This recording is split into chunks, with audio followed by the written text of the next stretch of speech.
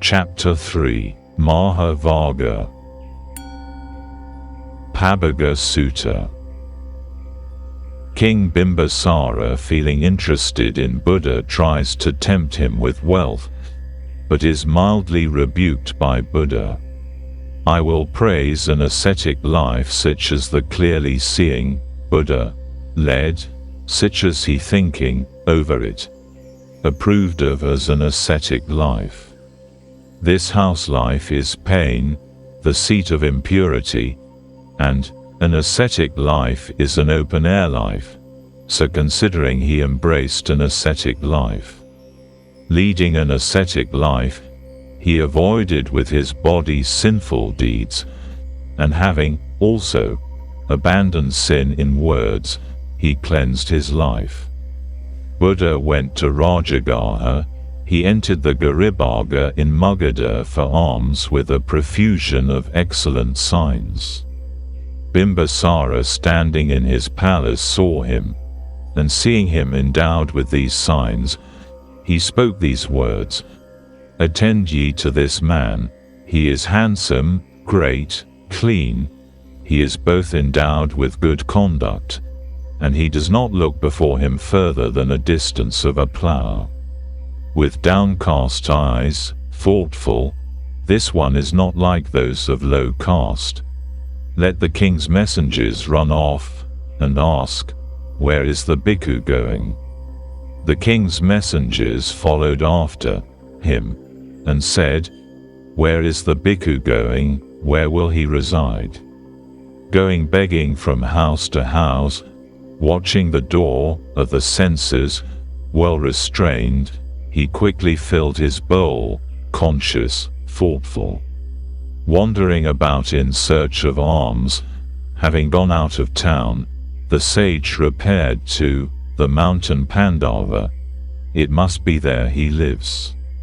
Seeing that he had entered his dwelling, the messengers then sat down, and one messenger, having returned, announced it to the king.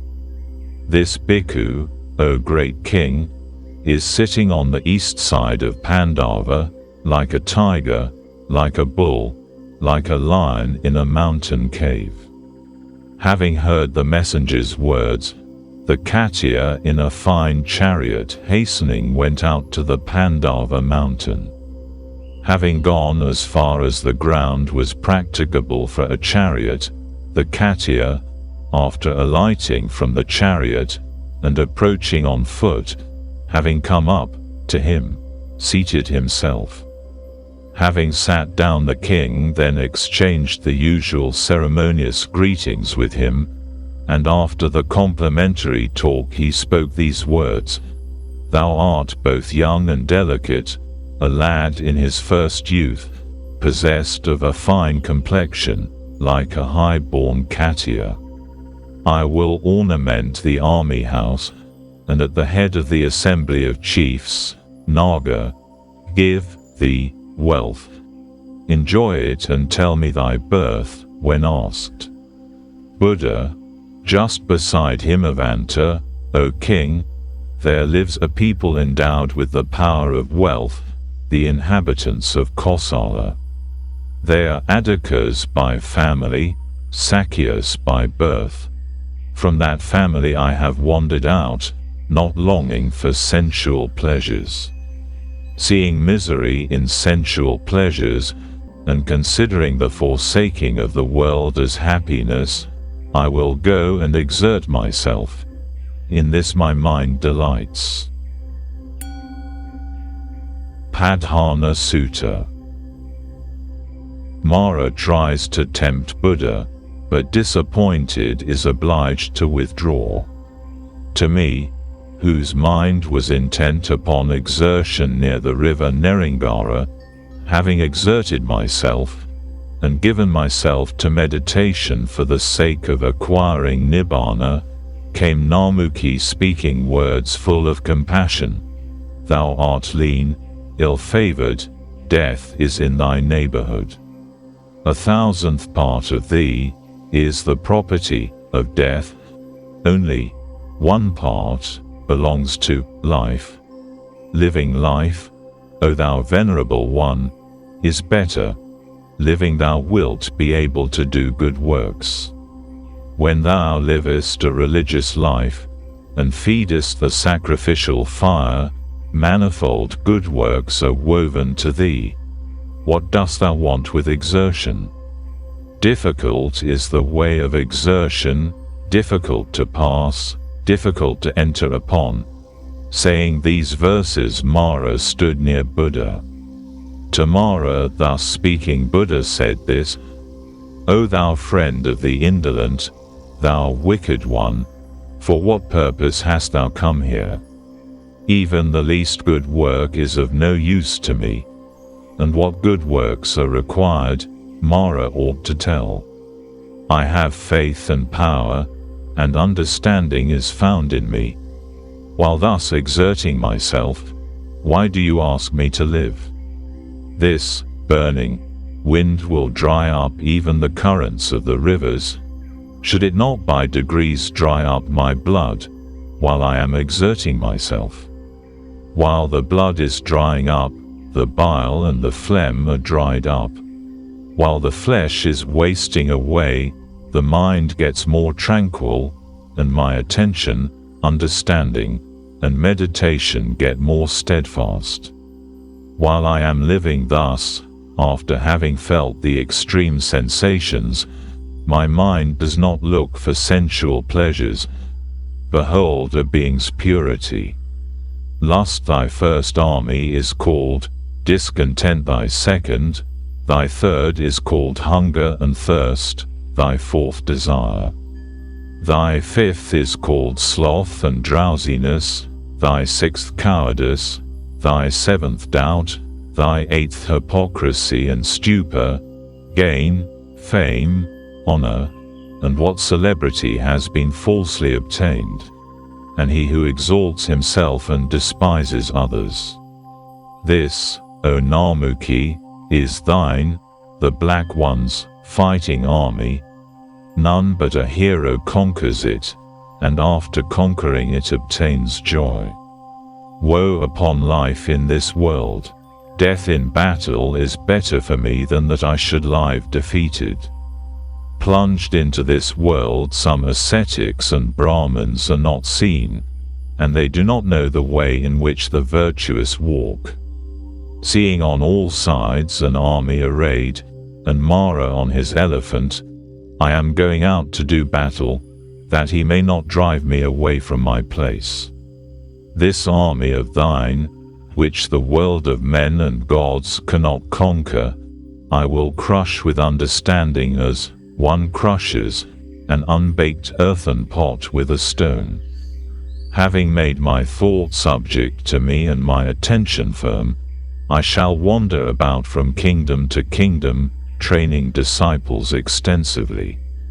They will be zealous and energetic, executing my orders, the orders of one free from lust, and they will go to the place where, having gone, they will not mourn. Mara, for 7 years I followed Buddha step by step. I found no fault in the perfectly enlightened, thoughtful Buddha. The crow hovered round the rock that looked like a lump of fat. Do we here find something soft? Is it something sweet? Having obtained nothing sweet there, the crow went away from that spot. Thus, like the crow approaching the rock, being disgusted, we shall go away from Gautama. While overcome with sorrow, the string of his lute slipped down. Then that evil-minded Yaka disappeared there. Subhasita Sutta on well-spoken language. So it was heard by me, at one time, Buddha dwelt at Savatthi in Jetavana. Buddha said this: O bhikkhus, the speech that is provided with 4 requisites is well-spoken, not ill-spoken, both faultless and blameless to the wise. Which 4, O bhikkhus? The bhikkhu speaks well-spoken language, not ill-spoken. He speaks what is right, Dharma, not what is unrighteous, Adharma. He speaks what is pleasing, not what is unpleasing. He speaks what is true, not what is false. O bhikkhus, the speech that is provided with these four requisites is well-spoken, not ill-spoken, both faultless and blameless to the wise. This said Buddha. When Buddha had said this, then the Master spoke the following: well-spoken language the just call the principal thing. Let one speak what is right, Dharma, not what is unrighteous, Adharma, that is the second. Let one speak what is pleasing, not what is unpleasing, that is the third. Let one speak what is true, not what is false, that is the fourth. Then the Venerable Vangisa, rising from his seat, throwing his robe over one shoulder and bending his joined hands towards Buddha, said this: It occurs to me, O Buddha. Let it occur to thee, O Vangisa, said Buddha. Then the Venerable Vangisa, standing before Buddha, praised him with appropriate stanzas. Let one say such words by which he does not pain himself, nor hurt others. Such words are truly well spoken. Let one speak pleasing words which are received joyfully by all, and which, saying, he, without committing sins, speaks what is pleasing to others. Truth verily is immortal speech. This is a true saying. In what is true, in what is good, and in what is right, the just stand firm, so they say. The words which Buddha speaks, which are sure to bring about extinction and put an end to pain, such words are truly the best. Sundarika Bharadvaja Sutta. Buddha shows to Sundarika Bharadvaja on whom to bestow oblations, and the Brahman is finally converted. So it was heard by me. At one time, Buddha dwelt in Kosala on the bank of the river Sundarika. And during that time the Brahman Sundarika Bharadvaja made offerings to the fire and worshipped the fire. Then the Brahman Sundarika Bharadvaja, having made offerings to the fire and worshipped the fire, and having risen from his seat, looked about him on all sides towards the four quarters of the globe, saying, Who is to enjoy the rest of this oblation? The Brahman Sundarika Bharadvaja saw Buddha sitting not far off at the root of a tree, wrapped up head and body, and seeing him he, after taking the rest of the oblation with his left hand and the water pot with his right hand, went up to Buddha. Then Buddha, on hearing the footsteps of Sundarika Bharadvaja, the Brahman, uncovered his head. Then the Brahman Sundarika Bharadvaja thought, This man is shaved, this man is a shaveling, and he wished to return again from there. Then this came to the mind of Sundarika Bharadvaja, the Brahman. Some Brahmans also here are shaved. I think I shall go up and ask him about his descent.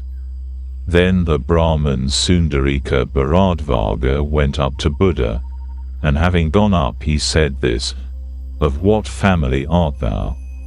Then Buddha answered Sundarika Bharadvaja, the Brahman, in stanzas, No Brahman am I, nor a king's son, nor any Vesa.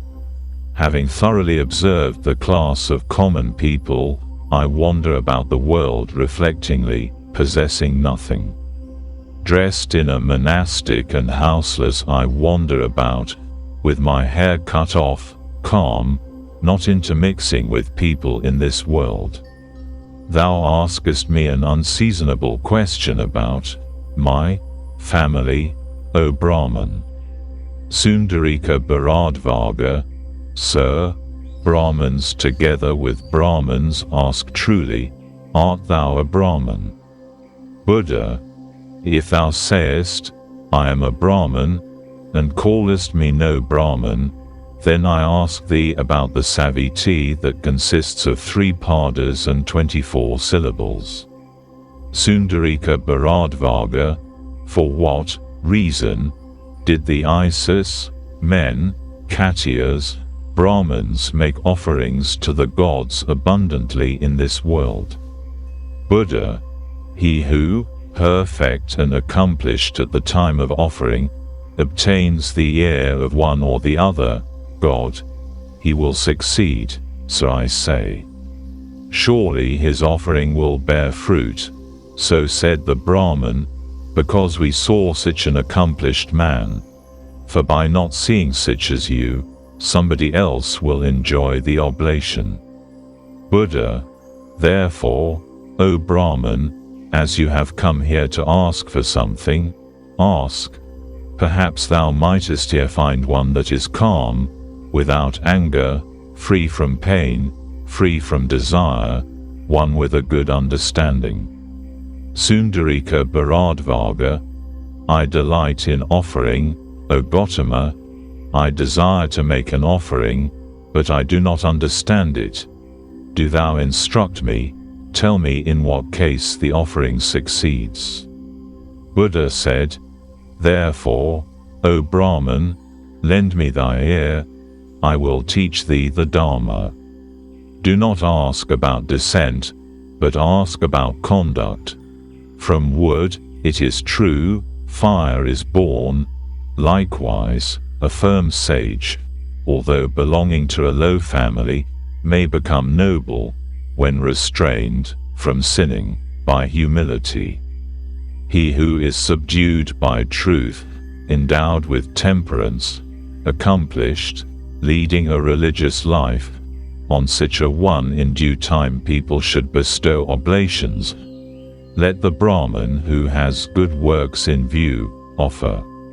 Those who, after leaving sensual pleasures, wander about houseless, well restrained, being like a straight shuttle, on such in due time people should bestow oblations.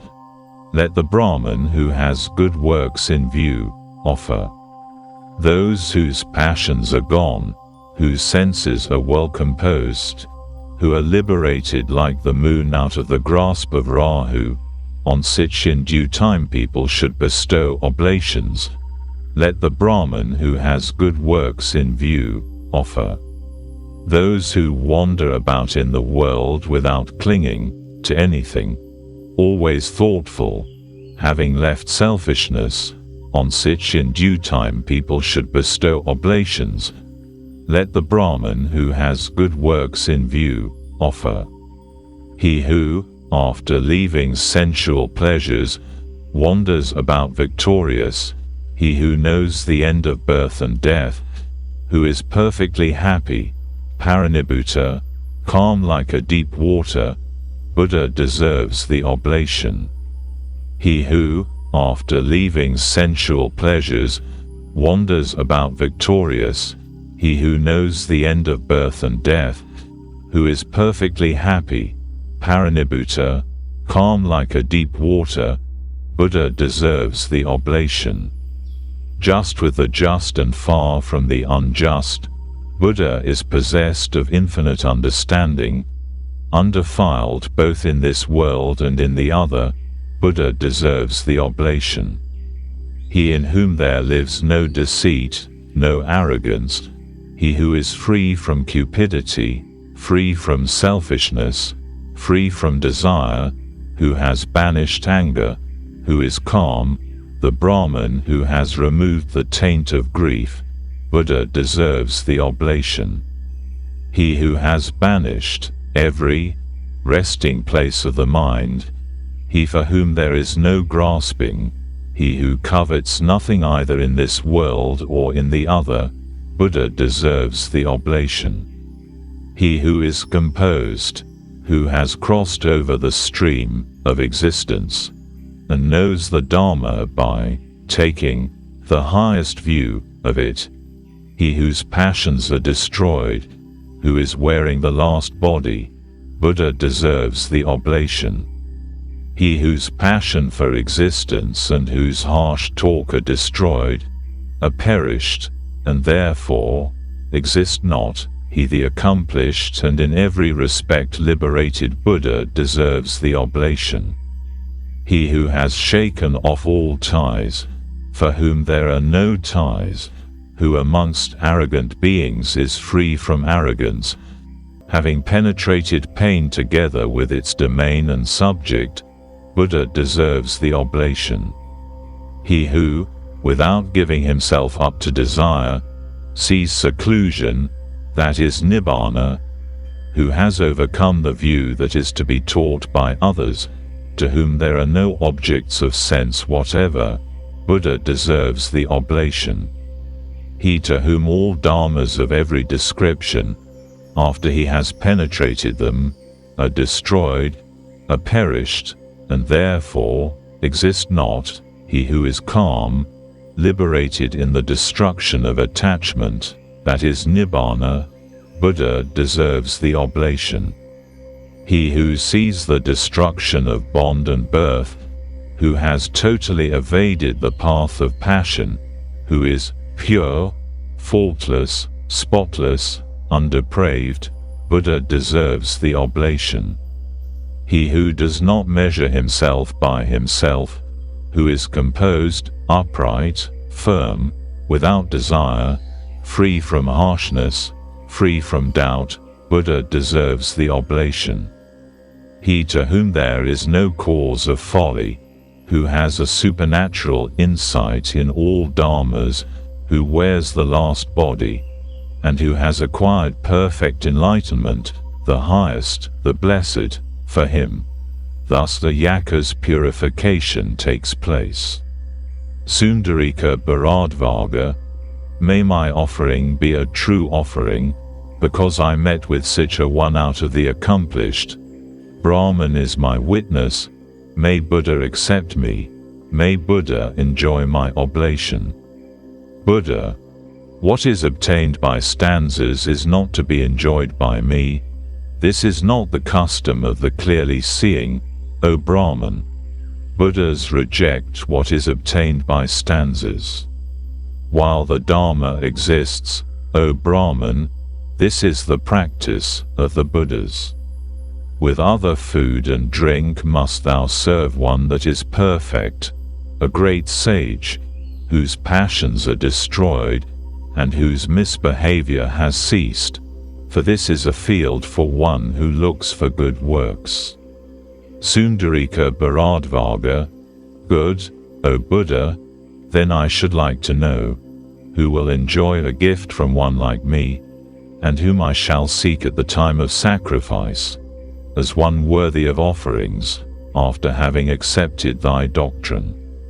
Buddha, whosoever has no quarrels, whose mind is untroubled, and who has freed himself from lusts, whose sloth is driven away, whosoever conquers his sins, knows birth and death, the sage who is endowed with wisdom, such a one who has resorted to offering, him you should worship and honor with food and drink, so the gifts will prosper. Sundarika Bharadvaja, thou Buddha deservest the oblation, thou art the best field for good works, the object of offering to all the world. What is given to thee will bear great fruit. Then the Brahman Sundarika Bharadvaja said this to Buddha, It is excellent, O Venerable Gautama.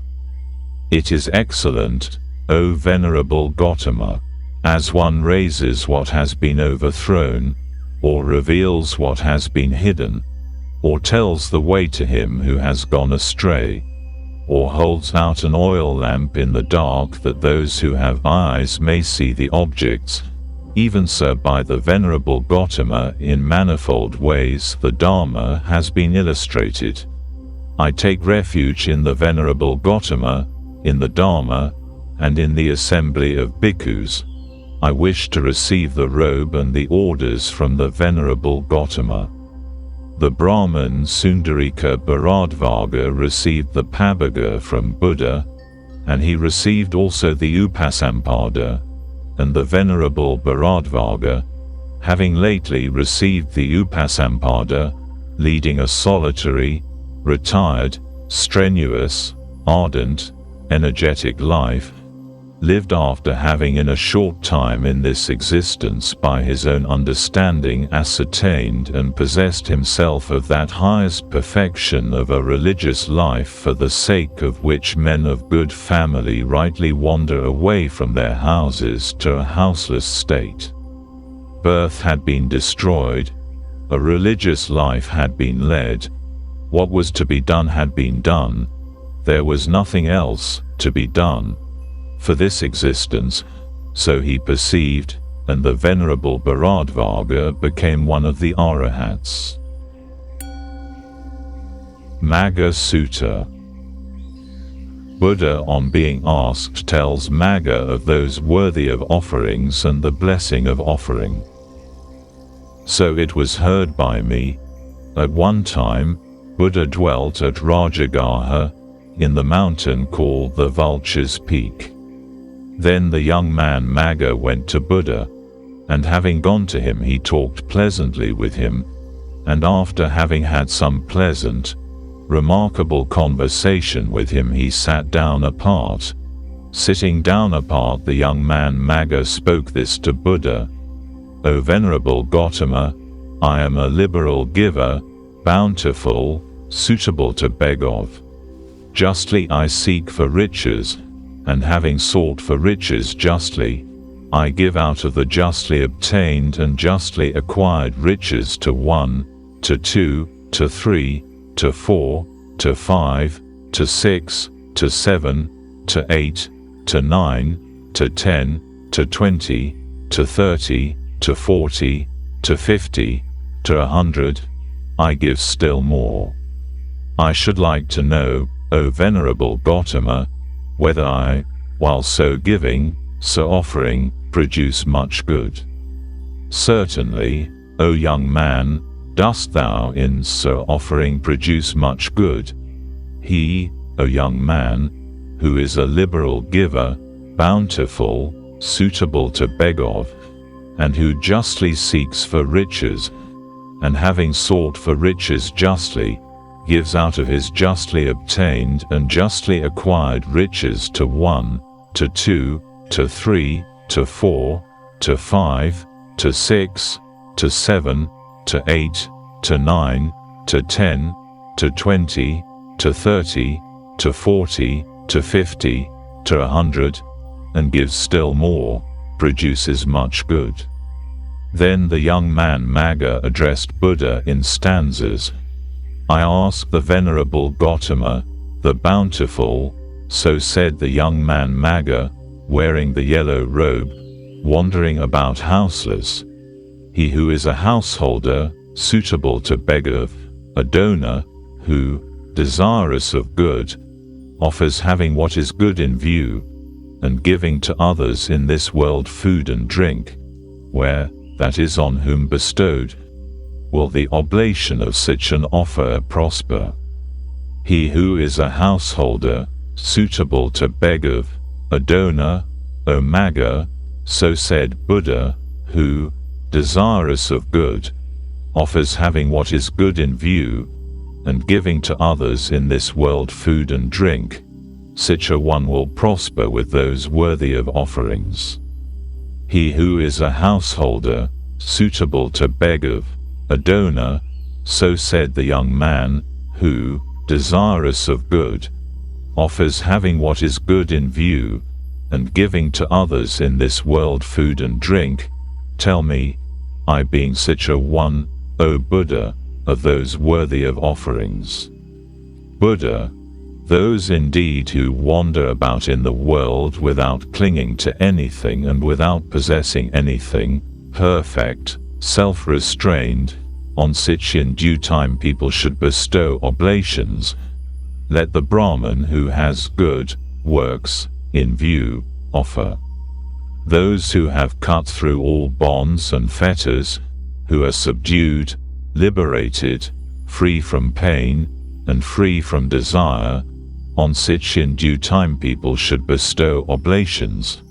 Let the Brahman who has good works in view offer.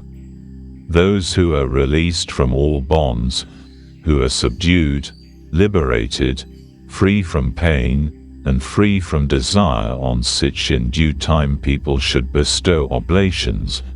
Let the Brahman who has good works in view offer.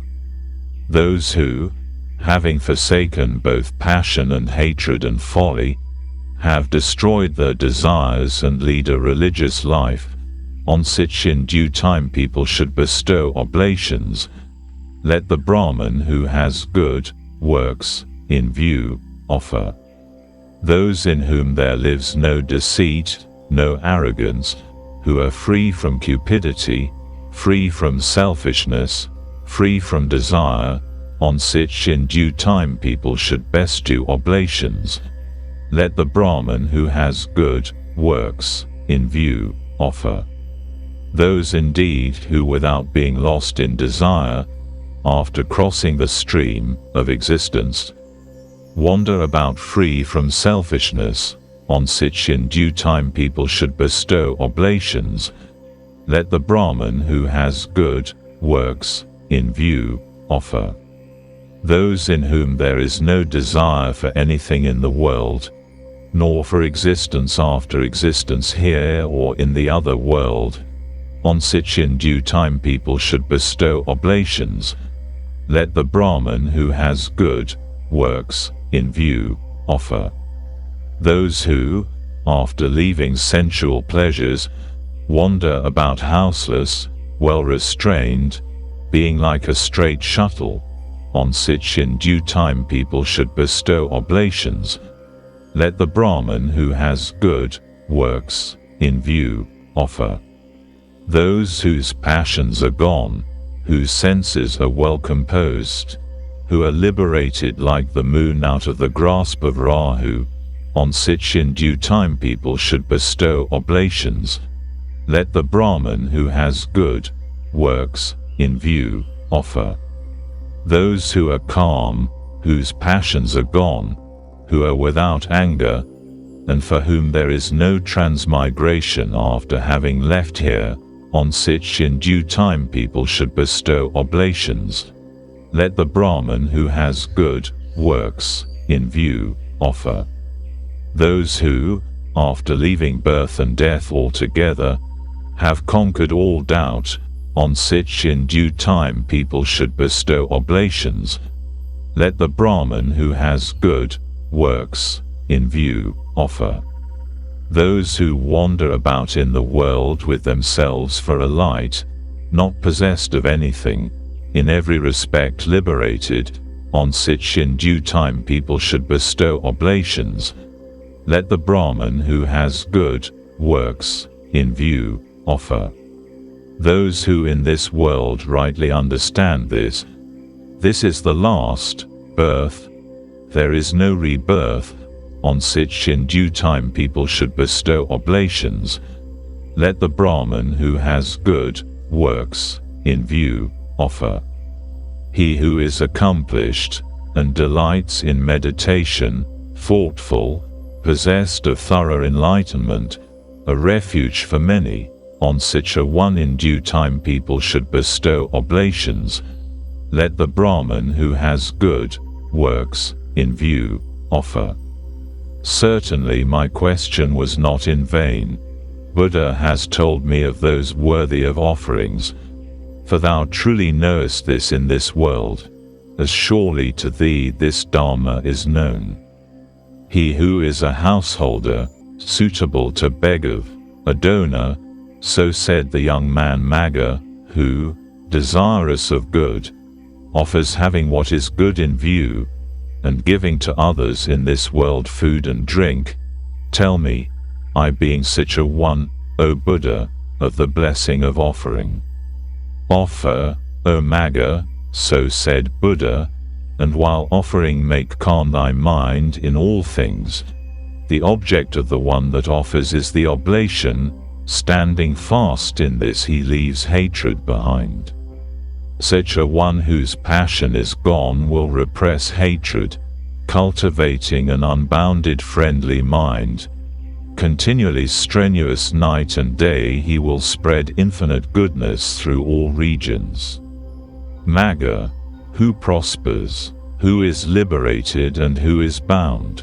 In which way can one by himself go to Brahmaloka? Tell this to me who does not know, O sage, when asked.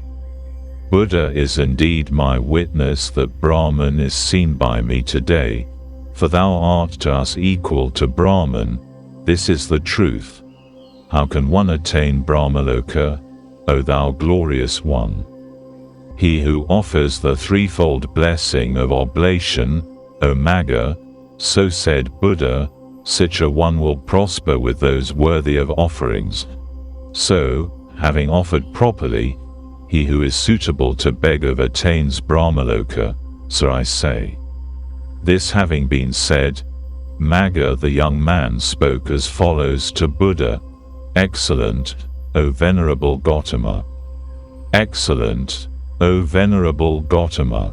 As one raises what has been overthrown, or reveals what has been hidden, or tells the way to him who has gone astray, or holds out an oil lamp in the dark that those who have eyes may see the objects, even so by the Venerable Gautama in manifold ways the Dharma has been illustrated. I take refuge in the Venerable Gautama and in the Dharma and in the assembly of bhikkhus. Let the Venerable Gautama accept me as an upasaka, a follower, who henceforth for all my life have taken refuge. Sabbaya Sutta.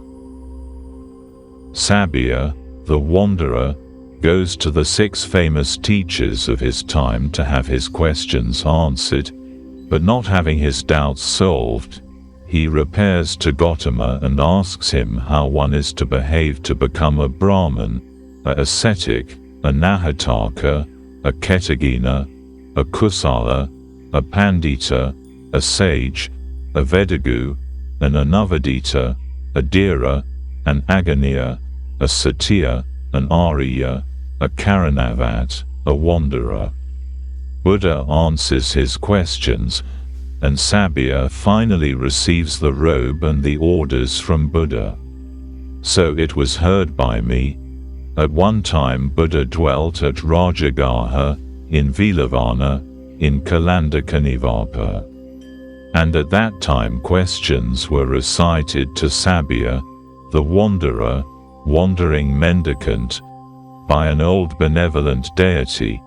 He who, O Sabbaya, be it a ascetic or a Brahman, explains these questions to thee when asked, near him thou shouldst live a religious life.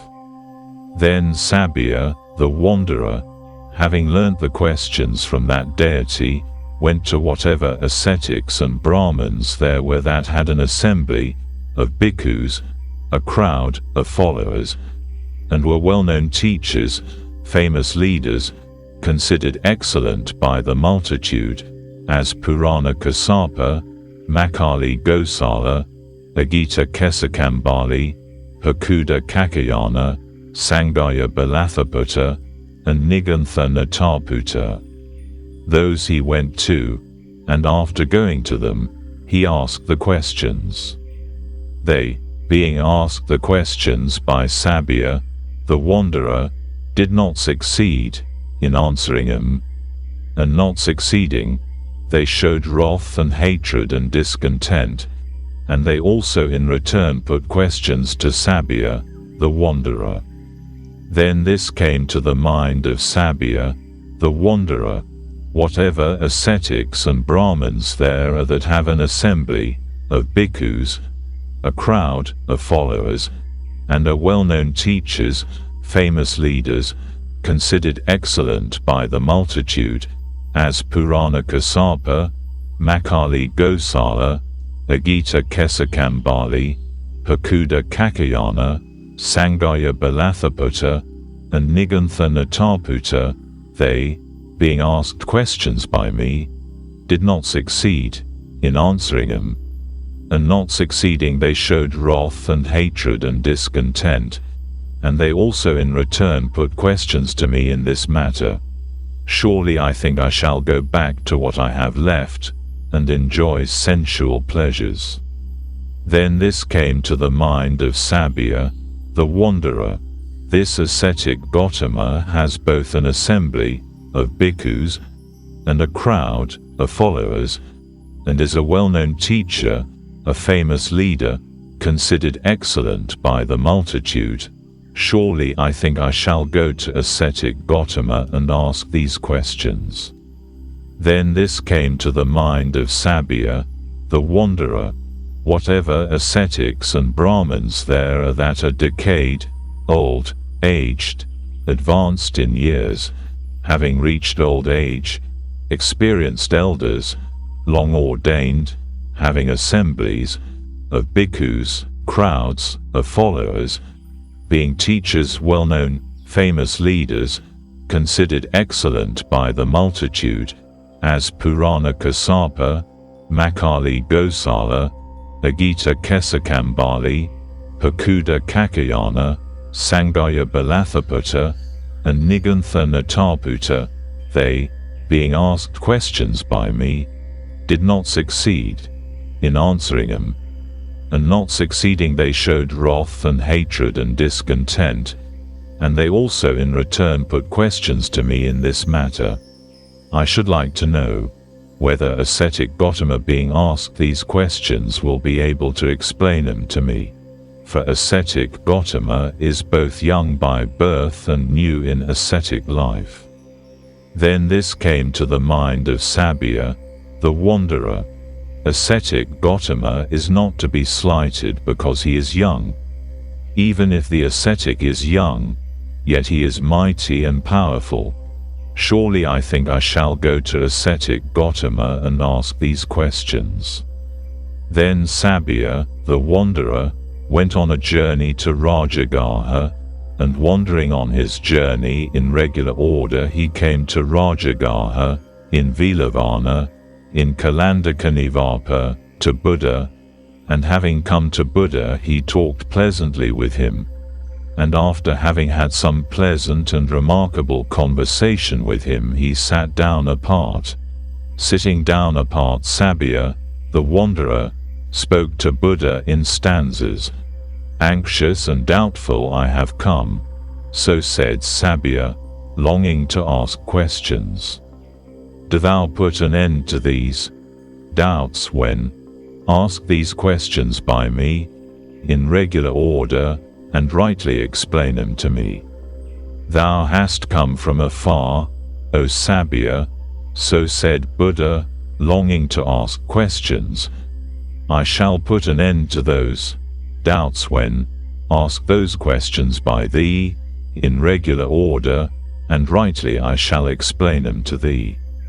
Ask me, O Sabya, a question.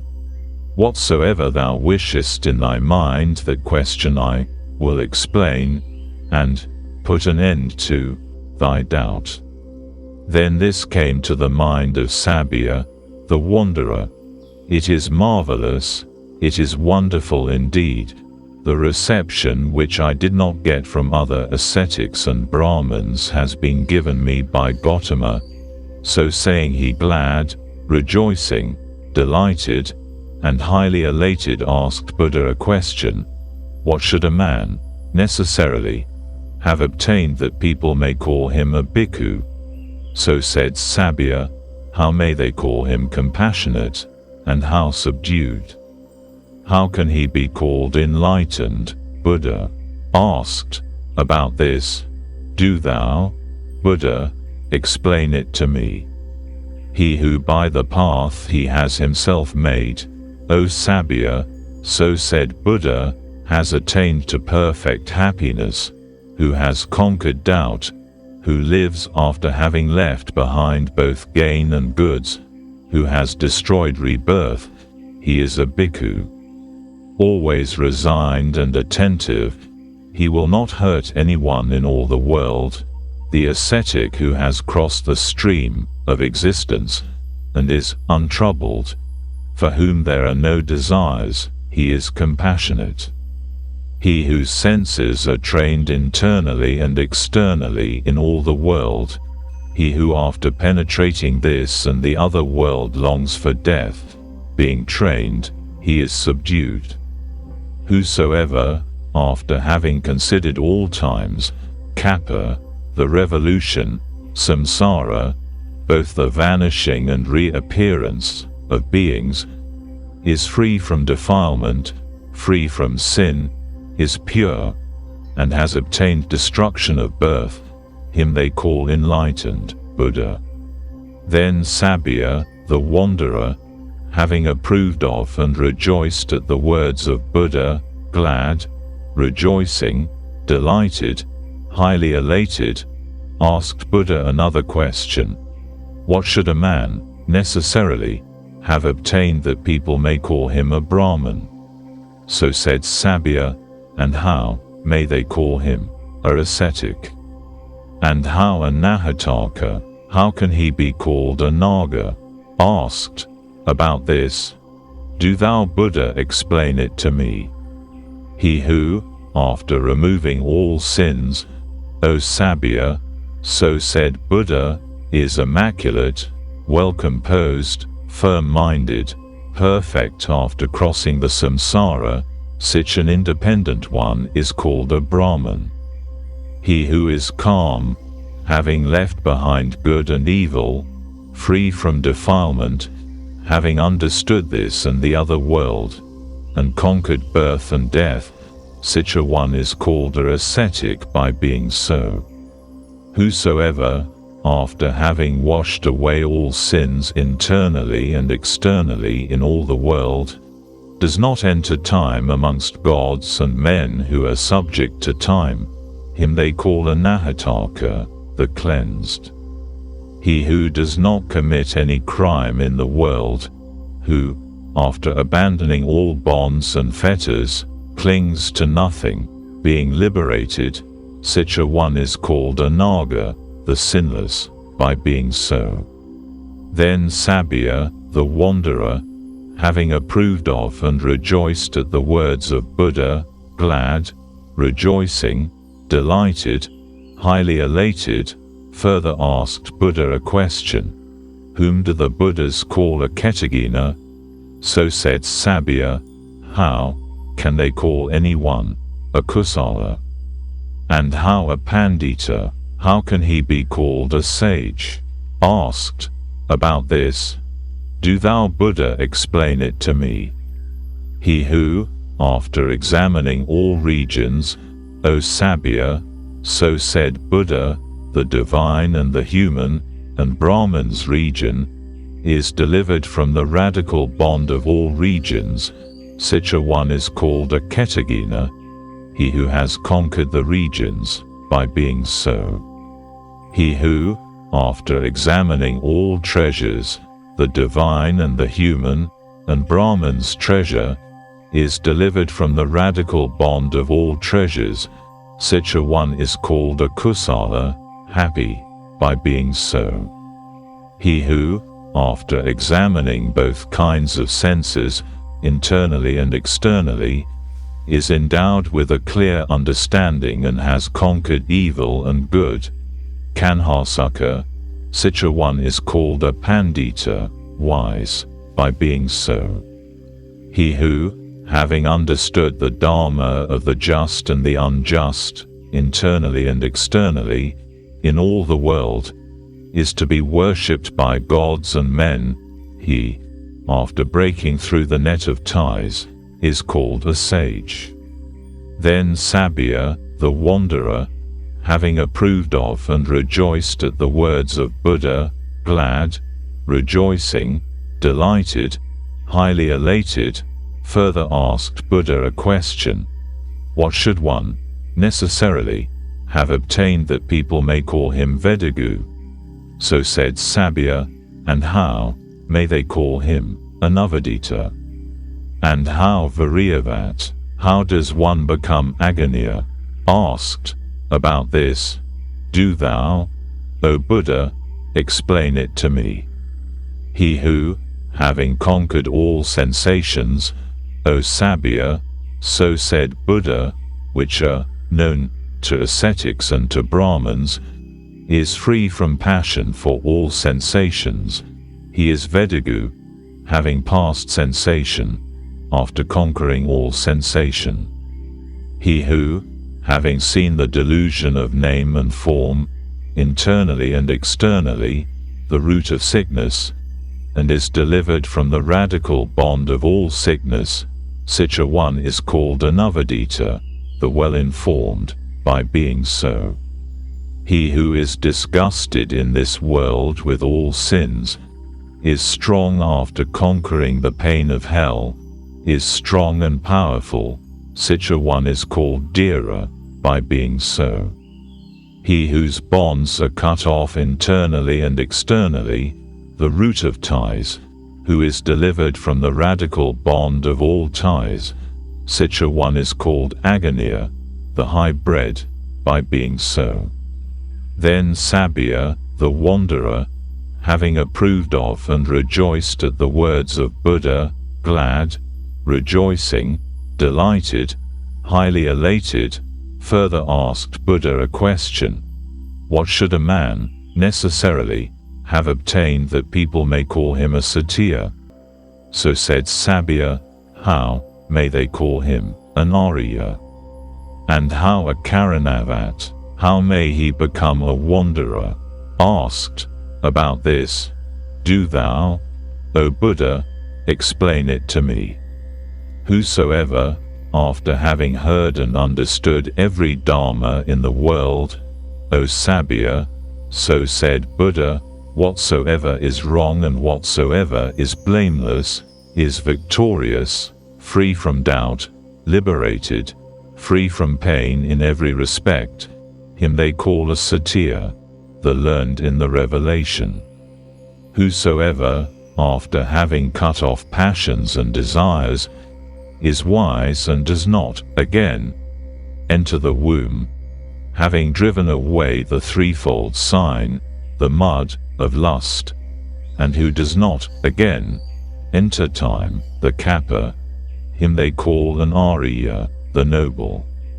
He who in this world, after having attained the highest gain in the Karanas, is skillful, has always understood the Dharma, clings to nothing, is liberated, and for whom there are no passions, he is a Karanavat, the endowed with the obsrvances. Whosoever abstains from the action that has a painful result, above and below and across and in the middle, who wanders with understanding, who has put an end to deceit, arrogance, cupidity and anger, name and form, him they call a wanderer, a wandering mendicant, who has attained the highest gain. Then Sabya, the wanderer, having approved of and rejoiced at the words of Buddha, glad, rejoicing, delighted, highly elated, having risen from his seat, and having put his upper robe upon one shoulder, bending his joined hands towards Buddha, praised Buddha face to face in appropriate stanzas, having conquered the 63 philosophical views referring to the disputations of the ascetics, thou hast crossed over the darkness of the stream. Thou hast passed to the end of and beyond pain. Thou art a saint, perfectly enlightened. I consider thee one that has destroyed his passions. Thou art glorious, thoughtful, of great understanding. O thou who puts an end to pain, thou hast carried me across. Because thou essayest my longing, and carriedst me across my doubt, adoration be to thee, O sage, who hast attained the highest gain in the ways of wisdom. O thou who art a true kinsman of the Adikas, thou art compassionate. The doubt I had before thou hast cleared away for me, O thou clearly seeing. Surely thou art a sage, perfectly enlightened, there is no obstacle for thee. And all thy troubles are scattered and cut off, thou art calm, subdued, firm, truthful. All gods and both Narada and Pabhata rejoice at thee, the chief of the sinless, the great hero, when thou art speaking. Adoration be to thee, O noble man, adoration be to thee, O thou best of men. In the world of men and gods there is no man equal to thee. Thou art Buddha, thou art the master, thou art the sage that conquers Mara. After having cut off desire thou hast crossed over and hast carried across this generation. The elements of existence, the upadhi, are overcome by thee, the passions are destroyed by thee, thou art a lion, free from desire, thou hast left behind fear and terror. As a beautiful lotus does not adhere to the water, so thou dost not cling to good and evil, to either. Stretch forth thy feet, O hero. Sabya worships the master's feet. Then Sabya, the wanderer, stooping with his head to Buddha's feet, said this to Buddha: It is excellent, O venerable. It is excellent, O venerable, as one raises what has been overthrown, or reveals what has been hidden, or tells the way to him who has gone astray, or holds out an oil lamp in the dark that those who have eyes may see the objects. Even so by the Venerable Gautama in manifold ways the Dharma has been illustrated. I take refuge in the Venerable Gautama, in the Dharma, and in the assembly of bhikkhus. I wish to receive the robe and the orders from the Venerable Buddha. He who, O Sabya, formerly belonging another creed, wishes to be adopted into this religion, Dharma Vinaya, and wishes to receive the robe and the orders, he serves for 4 months. After the lapse of 4 months, bhikkhus who have appeased their thoughts will give him the robe and the orders to become a bhikkhu, for I also in this matter acknowledge difference of persons. If, O Venerable, those that formerly belonged to another creed and wish to be adopted into this religion and to receive the robe and the orders, serve for 4 months, and after the lapse of 4 months bhikkhus who have appeased their thoughts give them the robe and the orders that they may become bhikkhus, I will also serve for 4 months, and after the lapse of 4 months bhikkhus who have appeased their thoughts shall give me the robe and the orders that I may become a bhikkhu. Sabya, the wanderer, received the robe and the orders from Buddha, and the Venerable Sabya, having lately received the high ordination, leading a solitary, retired, strenuous, ardent, energetic life, lived after having in a short time in this existence by his own understanding ascertained and possessed himself of that highest perfection of a religious life for the sake of which men of good family rightly wander away from their houses to a houseless state. Birth had been destroyed, a religious life had been led, what was to be done had been done, there was nothing else to be done for this existence, so he perceived, and the Venerable Sabya became one of the saints. Sela Sutta. Kenya, the Gatila, invites Buddha with his assembly to take his meals with him on the morrow. Sela, the Brahmin, arrived at that place with his 300 young men. Seeing the preparations, he asks what is going on, and is answered that Buddha is expected the next day. On hearing the word Buddha, Sela asks where Buddha lives, goes to him, converses with him, and is converted. So are his followers. So it was heard by me. At one time, Buddha wandering about in Anguttara with a large assembly of bhikkhus, with 1,250 bhikkhus, went to Apana, a town in Anguttara. And Kenya, the ascetic, with matted hair, Gatila, heard the following: the ascetic, the venerable Gautama, the Sakya son, gone out from the family of the Sakyas, wandering about in Anguttara with a large assembly of bhikkhus, with 1,250 bhikkhus, has reached Apana, and the following good praising words met the venerable Gautama. And so he is Buddha, the venerable, the perfectly enlightened, endowed with science and works, the happy, knowing the world, the incomparable, the charioteer of men that are to be subdued, the master, the enlightened of gods and men, the glorious. He teaches this world and the world of gods, of Maras, of Brahmins, and beings comprising ascetics and Brahmins, gods and men, having himself known and seen him face to face. He teaches the Dharma, which is good in the beginning, in the middle, and in the end, is full of meaning and rich in words, quite complete. He teaches a religious life, and good is the sight of such saints. Then Kenya, the Gatila, went to the place where Buddha was, and having gone there he talked pleasantly with him. And after having had some pleasant and remarkable conversation with him, he sat down apart, and while Kenya, the Gatila, was sitting down apart, Buddha, by religious talk, taught, advised, roused, and delighted him.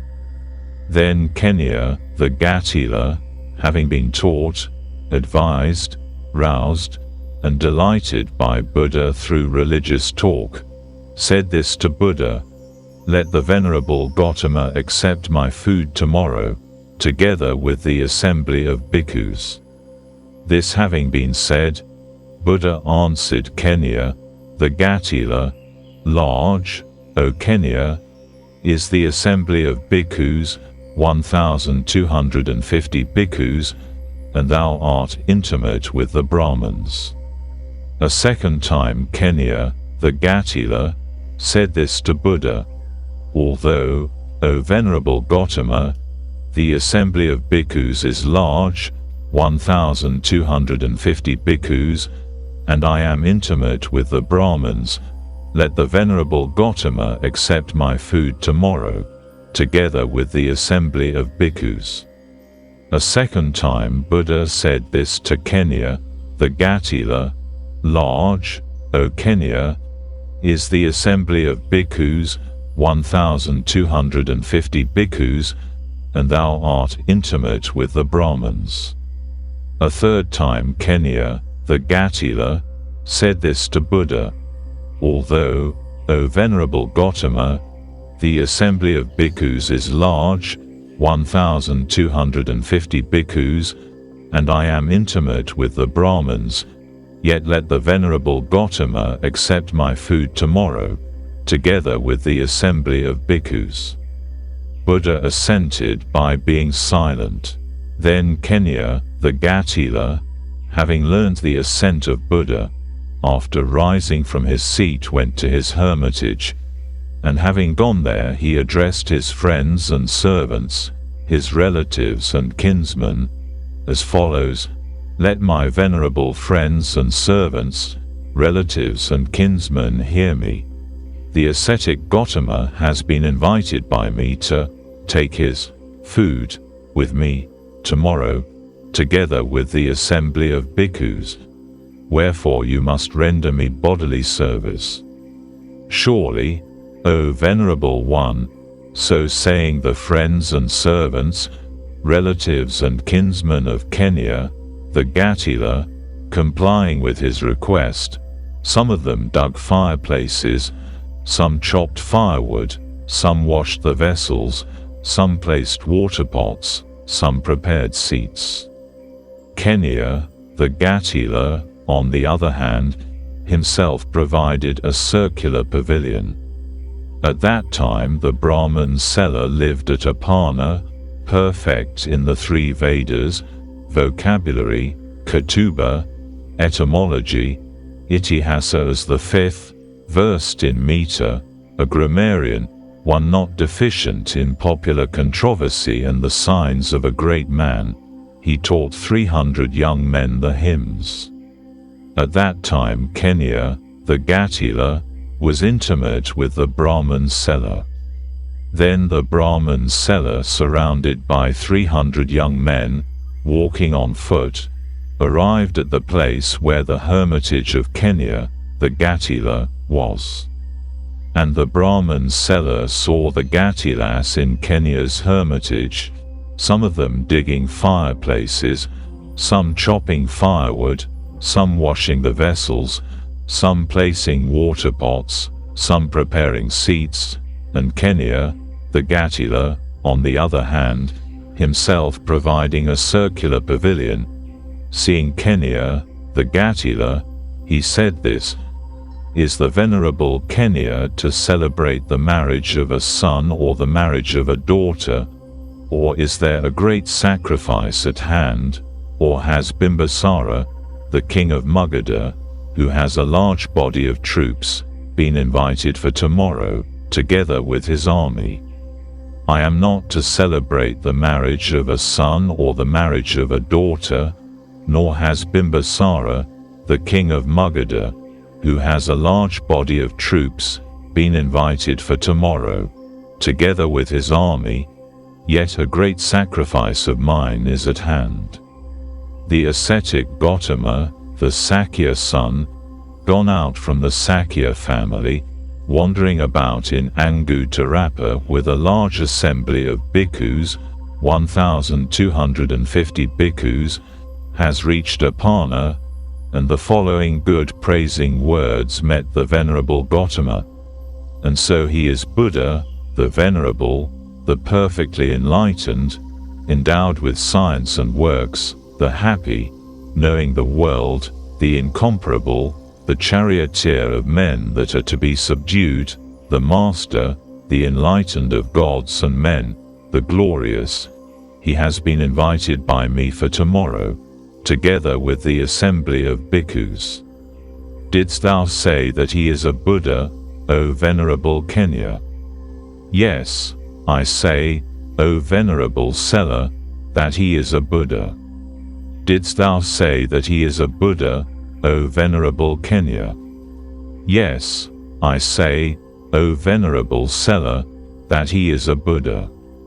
Then this occurred to the Brahman Sela. This sound, Buddha, is, indeed, rare, but in our hymns are to be found the 32 signs of a great man, and for a great man endowed with these there are 2 conditions, and no more.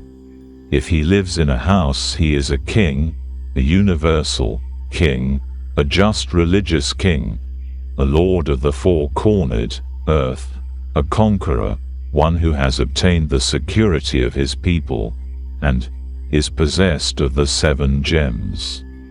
These are his 7 gems, namely, the wheel gem, the elephant gem, the horse gem, the pearl gem, the woman gem, the householder gem, and the chief gem as the 7th. He has more than 1,000 sons, heroes, possessing great bodily strength and crushing foreign armies, he having conquered this ocean-girt earth without a rod and without a weapon, but by justice, lives in a house. But if, on the other hand, he goes out from his house to the houseless state, he becomes a saint, a perfectly enlightened, one who has removed the veil in the world. And where, O Venerable Kenia, dwells now that Venerable Gautama, the saint and the perfectly enlightened? This having been said, Kenia, The Gatila, stretching out his right arm, spoke as follows to the Brahman's seller: "There, where yon blue forest line is, O venerable seller." Then the Brahman's seller, together with his 300 young men, went to the place where Buddha was. Then the Brahman's seller addressed those young men: "Come ye, venerable ones, with but little noise, walking step by step, for Buddhas are difficult of access, walking alone like lions, and when I speak to the venerable ascetic Gautama, do ye not utter interrupting words, but wait ye, venerable ones, for the end of my speech."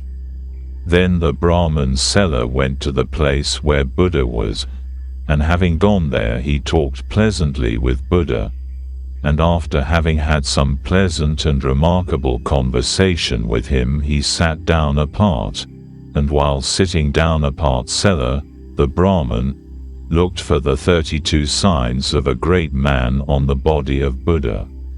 And the Brahman's seller saw the 32 signs of a great man on the body of Buddha, with the exception of 2. In respect to 2 of the signs of a great man he had doubts, he hesitated, he was not satisfied, he was not assured as to the member being enclosed in a membrane and as to his having a large tongue. Then this occurred to Buddha: "This Brahman seller sees in me the 32 signs of a great man with the exception of 2.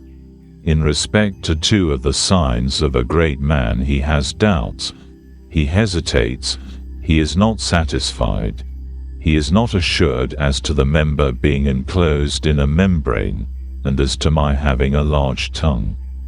Then Buddha created such a miraculous creature that the Brahman seller might see Buddha's member enclosed in a membrane.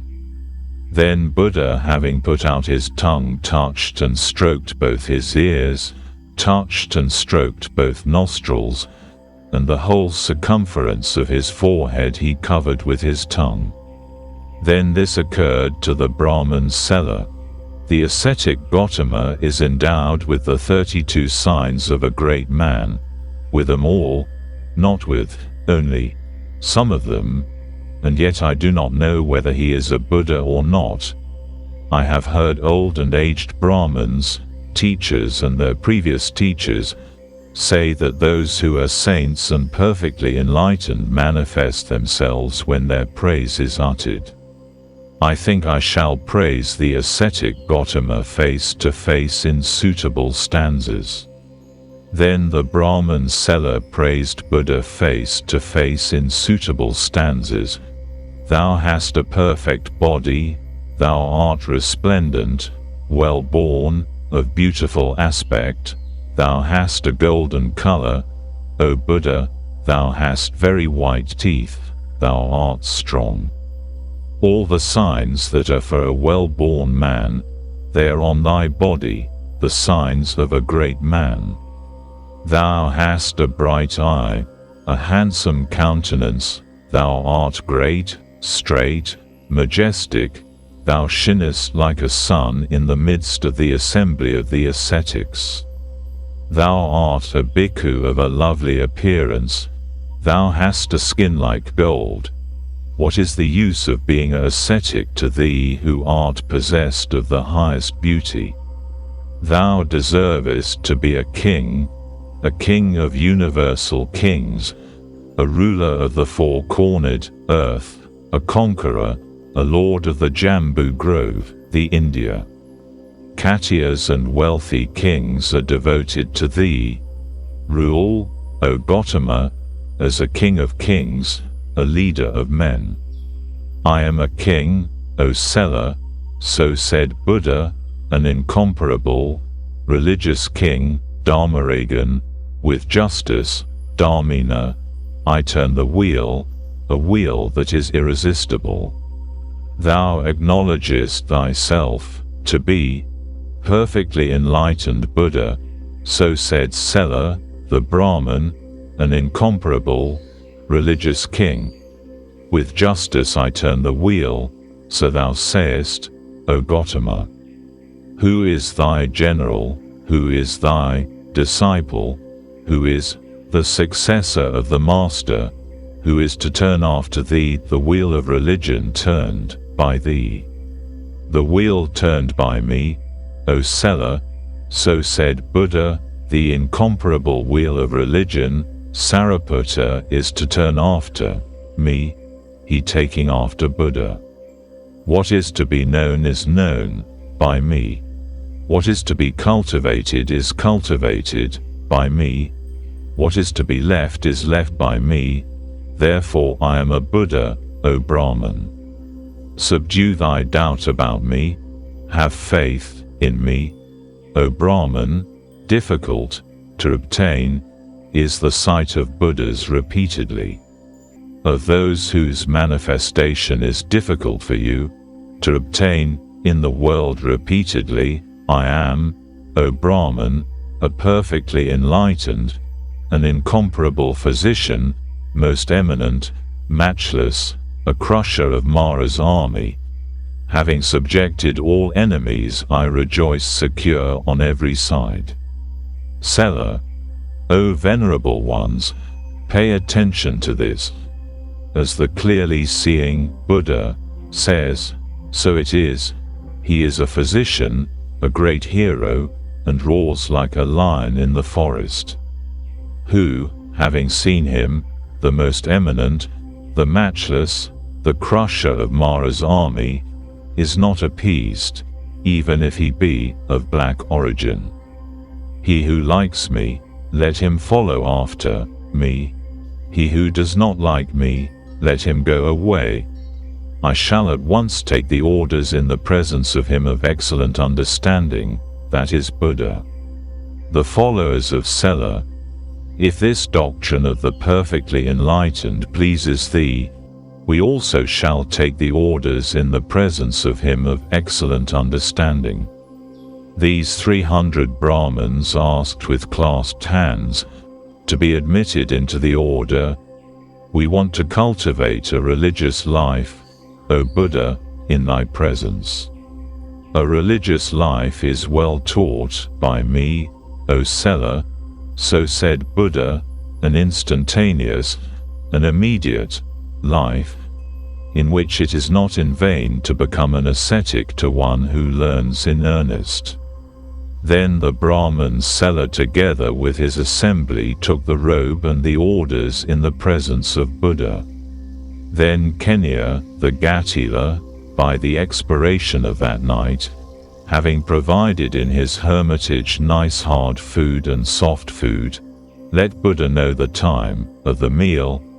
It is time, O venerable Gautama, the meal is prepared. Then Buddha in the morning, having put on his raiment and taken his bowl and robes, went to the Gatila Kenya's hermitage, and having gone there he sat down on the prepared seat, together with the assembly of bhikkhus. Then Kenya, the Gatila, satisfied and served with his own hands the assembly of bhikkhus, with Buddha at their head, with nice hard food and soft food.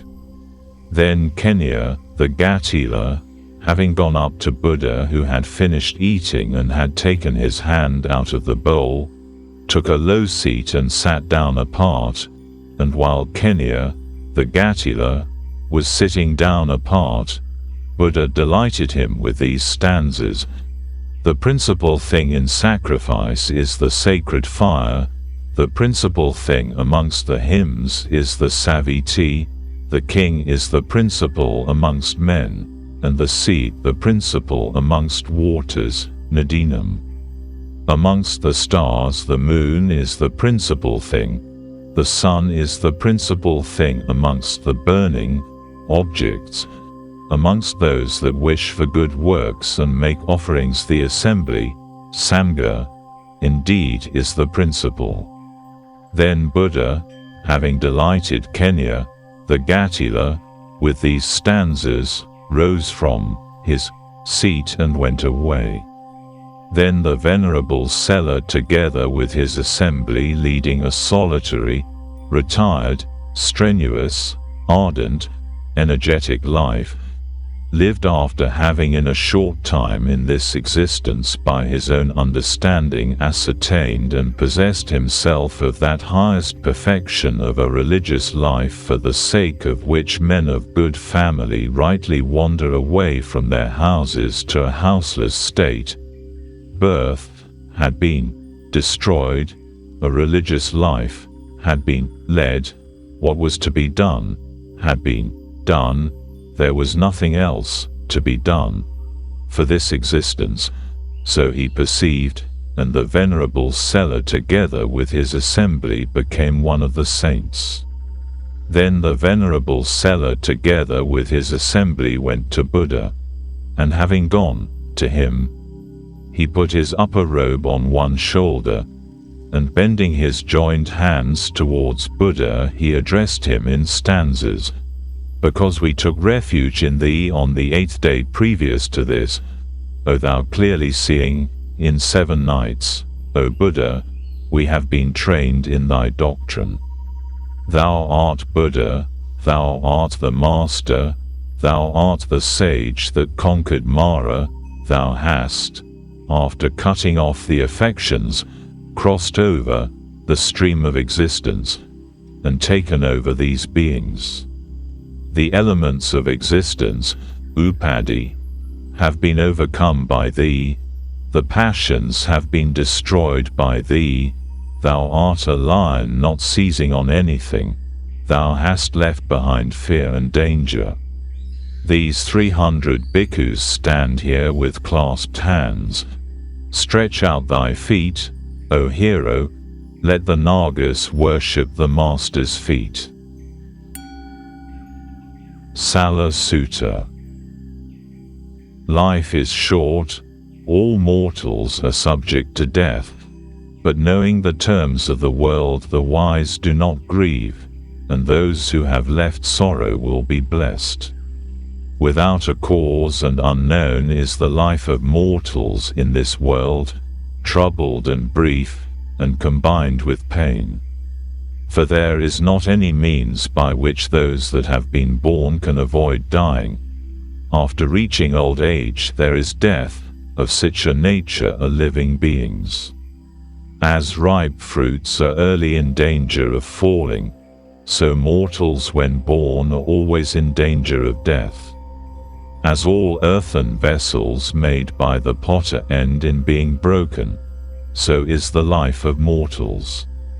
Both young and grown-up men, both those who are fools and those who are wise men, all fall into the power of death, all are subject to death. Of those who, overcome by death, go to the other world, a father does not save his son, nor relatives their relations. Mark, while relatives are looking on and lamenting greatly, one by one of the mortals is carried off, like an ox that is going to be killed. So the world is afflicted with death and decay, therefore the wise do not grieve, knowing the terms of the world. For him, whose way thou dost not know, either when he is coming or when he is going, not seeing both ends, thou grievest in vain. If he who grieves gains anything, although he is only a fool hurting himself, let the wise man do the same. Not from weeping nor from grieving will anyone obtain peace of mind. On the contrary, the greater his pain will be, and his body will suffer. He will be lean and pale, hurting himself by himself, and yet the dead are not saved. Lamentation, therefore, is of no avail. He who does not leave grief behind goes only deeper into pain. Bewailing the dead, he falls into the power of grief. Look at others passing away, men that go to what they deserve, according to their deeds, beings trembling already here, after falling into the power of death. In whatever manner people think, it will come to pass, different from that it becomes, So great is the disappointment in this world. See, Sitcha, the terms of the world. Even if a man lives 100 years or even more, he is at last separated from the company of his relatives and leaves life in this world. Therefore let one, hearing the words of the saint, subdue his lamentation, seeing the one that has passed away and is dead, let him say, he will not be found by me any more. As a house on fire is extinguished by water, so also the wise, sensible, learned, clever man rapidly drives away sorrow that has arisen, as the wind a tuft of cotton. He who seeks his own happiness should draw out his arrow, which is his lamentation and complaint and grief. He who has drawn out the arrow and is not dependent on anything will obtain peace of mind. He who has overcome all sorrow will become free from sorrow and blessed. Vasita Sutta. A dispute arose between two young men, Bharadvaja and Vasita, the former contending man to be a Brahmin by birth, the latter by deeds. They agreed to go and ask ascetic Gautama, and he answered that man is a Brahmin by his work only. The two young men are converted. So it was heard by me, at one time, Buddha dwelt at Ikanamkala, in the Ikanamkala forest.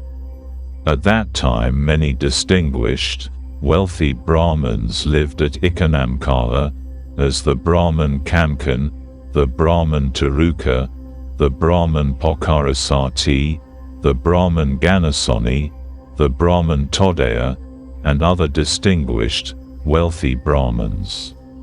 Then this dialogue arose between the young men Vasita and Bharadvaja while walking about. How does one become a Brahmin? The young man Bharadvaja said, when one is noble by birth on both sides, on the mother's and on the father's side, of pure conception up to the 7th generation of ancestors, not discarded and not reproached in point of birth, in this way one is a Brahmin. The young man Vasita said, when one is virtuous and endowed with holy works, in this way he is a Brahmin.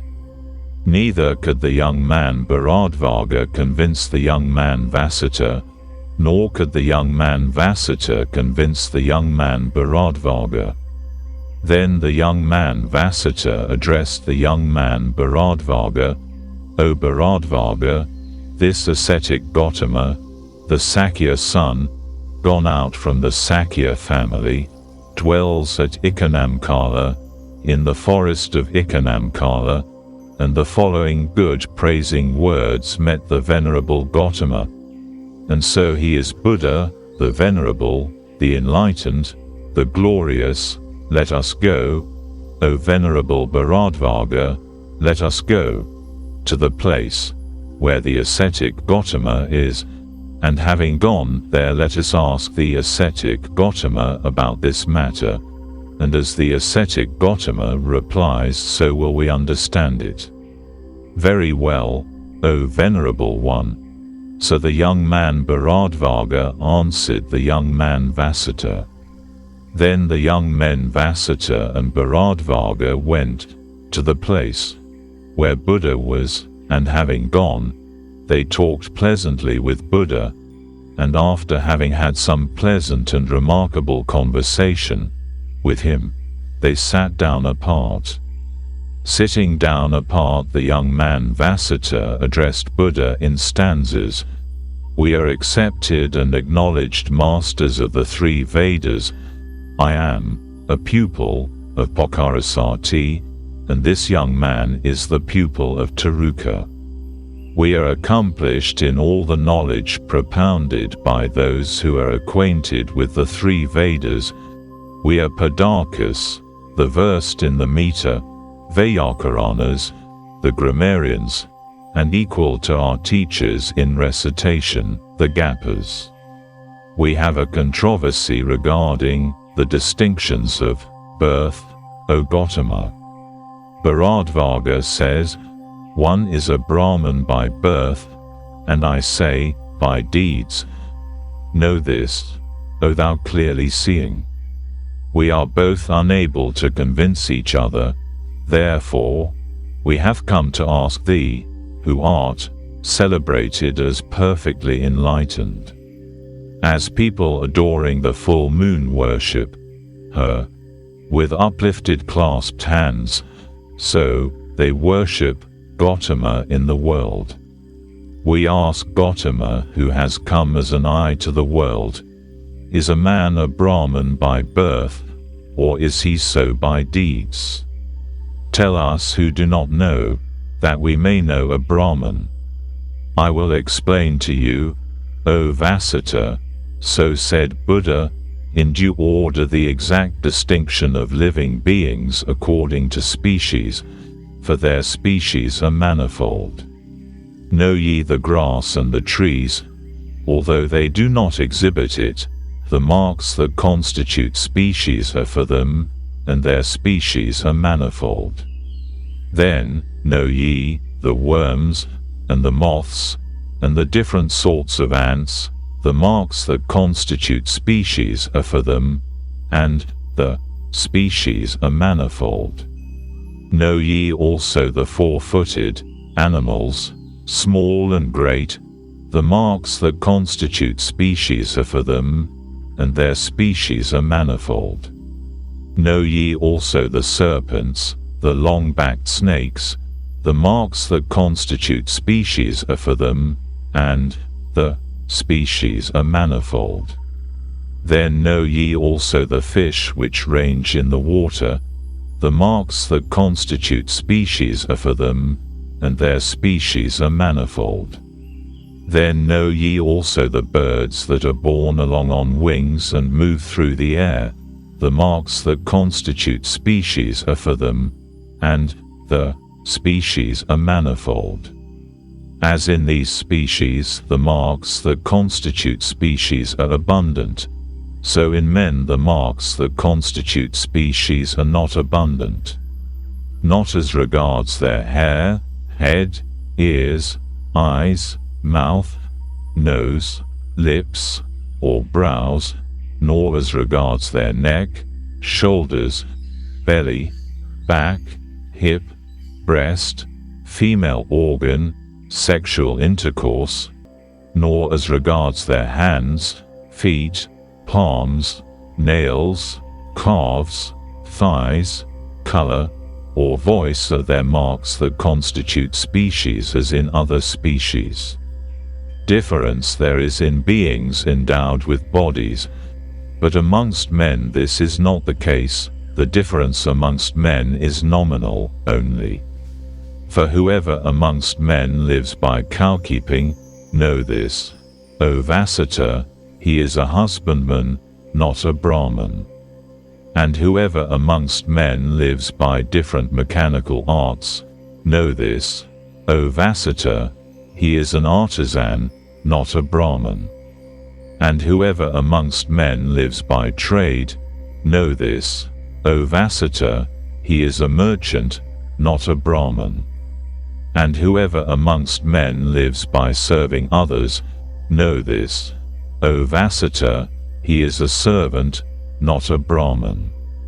And whoever amongst men lives by theft, know this, O Vasita, he is a thief, not a Brahman.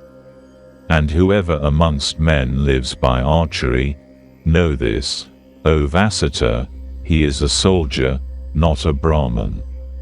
And whoever amongst men lives by performing household ceremonials, know this, O Vasita, he is a sacrificer, not a Brahman. And whoever amongst men possesses villages and countries, know this, O Vasita, he is a king, not a Brahman. And I do not call one a Brahman on account of his birth or of his origin from a particular mother. He may be called Bovardi, and he may be wealthy, but the one who is possessed of nothing and seizes upon nothing, him I call a Brahman. Whosoever, after cutting all bonds, does not tremble, has shaken off all ties and is liberated, him I call a Brahman. The man who, after cutting the strap, that is enmity, the thong, that is attachment, and the rope, that is skepticism, with all that pertains to it, has destroyed all obstacles, that is ignorance. The enlightened Buddha, him I call a Brahman. Whosoever, being innocent, endures reproach, blows, and bonds, the man who is strong in his endurance and has for his army this strength, him I call a Brahman. The man who is free from anger, endowed with holy works, virtuous, without desire, subdued, and wearing the last body, him I call a Brahman. The man who, like water on a lotus leaf, or a mustard seed on the point of a needle, does not cling to sensual pleasures, him I call a Brahman. The man who knows in this world the destruction of his pain, who has laid aside his burden, and is liberated, him I call a Brahman. The man who has a profound understanding, who is wise, who knows the true way and the wrong way, who has attained the highest good, him I call a Brahman. The man who does not mix with householders nor with the houseless, who wanders about without a house, and who has few wants, him I call a Brahman. Whosoever, after refraining from hurting, living creatures, both those that tremble and those that are strong, does not kill or cause to be killed, him I call a Brahman. The man who is not hostile amongst the hostile, who is peaceful amongst the violent, not seizing upon anything, amongst those that seize upon everything, him I call a Brahman. The man whose passion and hatred, arrogance and hypocrisy have dropped like a mustard seed from the point of a needle, him I call a Brahman.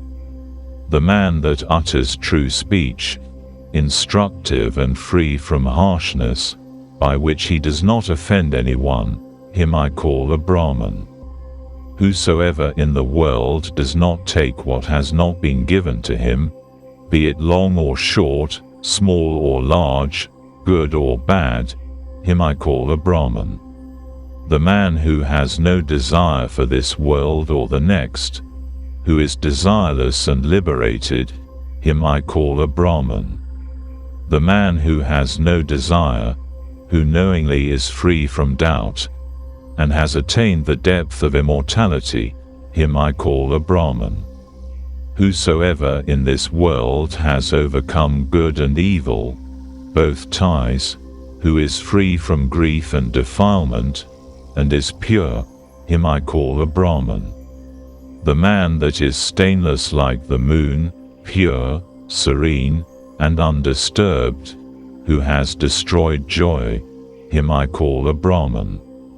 Whosoever has passed over this quagmire difficult to pass, who has passed over revolution, samsara, and folly, who has crossed over, who has reached the other shore, who is meditative, free from desire and doubt, calm without seizing upon anything, him I call a Brahman. Whosoever in this world, after abandoning sensual pleasures, wanders about houseless, and has destroyed the existence of sensual pleasures, him I call a Brahman. Whosoever in this world, after abandoning desire, wanders about houseless, and has destroyed the existence of desire, him I call a Brahman. Whosoever, after leaving human attachment, has overcome divine attachment, and is liberated from all attachment, him I call a Brahman. The man that, after leaving pleasure and disgust, is calm and free from the elements of existence, who is a hero, and has conquered all the world, him I call a Brahman. Whosoever knows wholly the vanishing and reappearance of beings, does not cling to anything, is happy and enlightened, him I call a Brahman. The man whose way neither gods, nor Gandhabas, nor men know, and whose passions are destroyed, who is a saint, him I call a Brahman. The man for whom there is nothing, neither before, nor after, nor in the middle, who possesses nothing, and does not seize upon anything, him I call a Brahman. The man that is undaunted like a bull, who is eminent, a hero, a great sage, victorious, free from desire, purified, enlightened, him I call a Brahman. The man who knows his former dwellings, who sees both heaven and hell, and has reached the destruction of births, him I call a Brahman. For what has been designated as name and family in the world is only a term. What has been designated here and there is understood by common consent. Adhered to for a long time are the views of the ignorant. The ignorant tell us, one is a Brahman by birth. Not by birth is one a Brahman, nor is one by birth no Brahman. By work, Kamana, one is a Brahman, by work one is no Brahman. By work one is a husbandman, by work one is an artisan, by work one is a merchant, by work one is a servant. By work one is a thief, by work one is a soldier, by work one is a sacrificer, by work one is a king. So the wise, who see the cause of things and understand the result of work, know this work as it really is. By work the world exists, by work mankind exists. Beings are bound by work as the linchpin of the rolling cart keeps the wheel on. By penance, by a religious life, by self-restraint, and by temperance, by this one is a Brahman, such a one they call the best Brahman. He who is endowed with the threefold knowledge is calm and has destroyed regeneration. Know this, O Vasita, he is to the wise Brahman and Sakka. This having been said, the young men Vasita and Bharadvaja spoke to Buddha as follows: It is excellent, O Venerable Gautama. It is excellent, O Venerable Gautama, as one raises what has been overthrown, or reveals what has been hidden, or tells the way to him who has gone astray, or holds out an oil lamp in the dark that those who have eyes may see the objects. Even so by the Venerable Gautama in manifold ways the Dharma has been illustrated. We take refuge in the Venerable Gautama, in the Dharma, and in the assembly of bhikkhus. May the Venerable Gautama receive us as followers, Upasaka, who from this day for life have taken refuge in him. Kakaliya Sutta.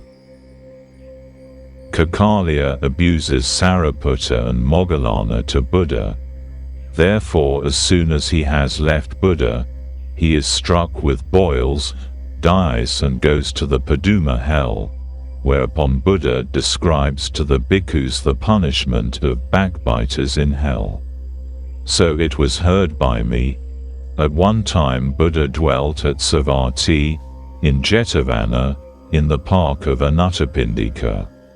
Then the bhikkhu Kakaliya approached Buddha, and after having approached and saluted Buddha he sat down apart. Sitting down apart the bhikkhu Kakaliya said this to Buddha: O thou Venerable One, Sariputta and Moggallana have evil desires, they have fallen into the power of evil desires. When this had been said, Buddha spoke to the bhikkhu Kakaliya as follows: Do not say so, Kakaliya. Do not say so, Kakaliya. Appease, O Kakaliya, thy mind in regard to Sariputta and Moggallana. Sariputta and Moggallana are amiable. A second time the bhikkhu Kakaliya said this to Buddha: Although thou, O Venerable Buddha, appearest to me to be faithful and trustworthy, yet Sariputta and Moggallana have evil desires. They have fallen into the power of evil desires. A second time Buddha said this to the bhikkhu Kakaliya: Do not say so, Kakaliya. Do not say so, Kakaliya. Appease, O Kakaliya, thy mind in regard to Sariputta and Moggallana. Sariputta and Moggallana are amiable. A third time the bhikkhu Kakaliya said this to Buddha: Although thou, O Venerable Buddha, appearest to me to be faithful and trustworthy, yet Sariputta and Moggallana have evil desires. Sariputta and Moggallana have fallen into the power of evil desires. A third time Buddha said this to the bhikkhu Kakaliya: Do not say so, Kakaliya. Do not say so, Kakaliya. Appease, O Kakaliya, thy mind in regard to Sariputta and Moggallana. Sariputta and Moggallana are amiable. Then the bhikkhu Kakaliya, after having risen from his seat and saluted Buddha and walked round him towards the right, went away. And when he had been gone a short time, all his body was struck with boils as large as mustard seeds. After being only as large as mustard seeds, they became as large as kidney beans. After being only as large as kidney beans, they became as large as chickpeas. After being only as large as chickpeas, they became as large as a calathi egg. After being only as large as a calathi egg, they became as large as the jujube fruit. After being only as large as the jujube fruit, they became as large as the fruit of the emblik myrobalan. After being only as large as the fruit of the emblik myrobalan, they became as large as the unripe beluva fruit. After being only as large as the unripe beluva fruit, they became as large as a billy fruit. After being as large as a billy fruit, they broke, and matter and blood flowed out. Then the bhikkhu Kakaliya died of that disease. And when he had died, the bhikkhu Kakaliya went to the Paduma hell, having shown a hostile mind against Sariputta and Moggallana. Then when the night had passed, Brahman Sahampati of a beautiful appearance, having lit up all Jetavana, approached Buddha, and having approached and saluted Buddha, he stood apart, and standing apart Brahman Sahampati said this to Buddha: O thou Venerable One, Kakaliya, the bhikkhu, is dead, and after death, O thou Venerable One, the bhikkhu Kakaliya is gone to the Paduma hell, having shown a hostile mind against Sariputta and Moggallana. This said Brahman Sahampati, and after saying this and saluting Buddha, and walking round him towards the right, he disappeared there.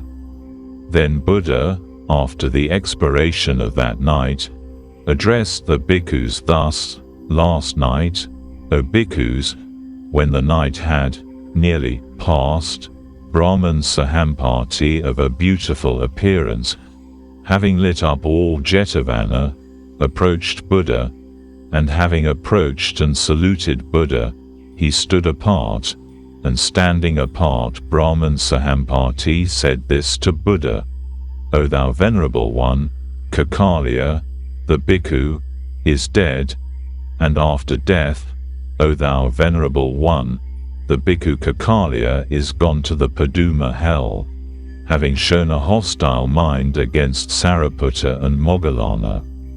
This said Brahman Sahampati, O bhikkhus, and having said this and saluted me, and walked round me towards the right, he disappeared there. When this had been said, a bhikkhu asked Buddha, How long is the rate of life, O venerable one, in the Paduma hell? Long, O bhikkhu, is the rate of life in the Paduma hell. It is not easy to calculate either, by saying, so many years or so many hundreds of years or so many thousands of years or so many 100,000s of years. But it is possible, I suppose, to make a comparison, O thou venerable one.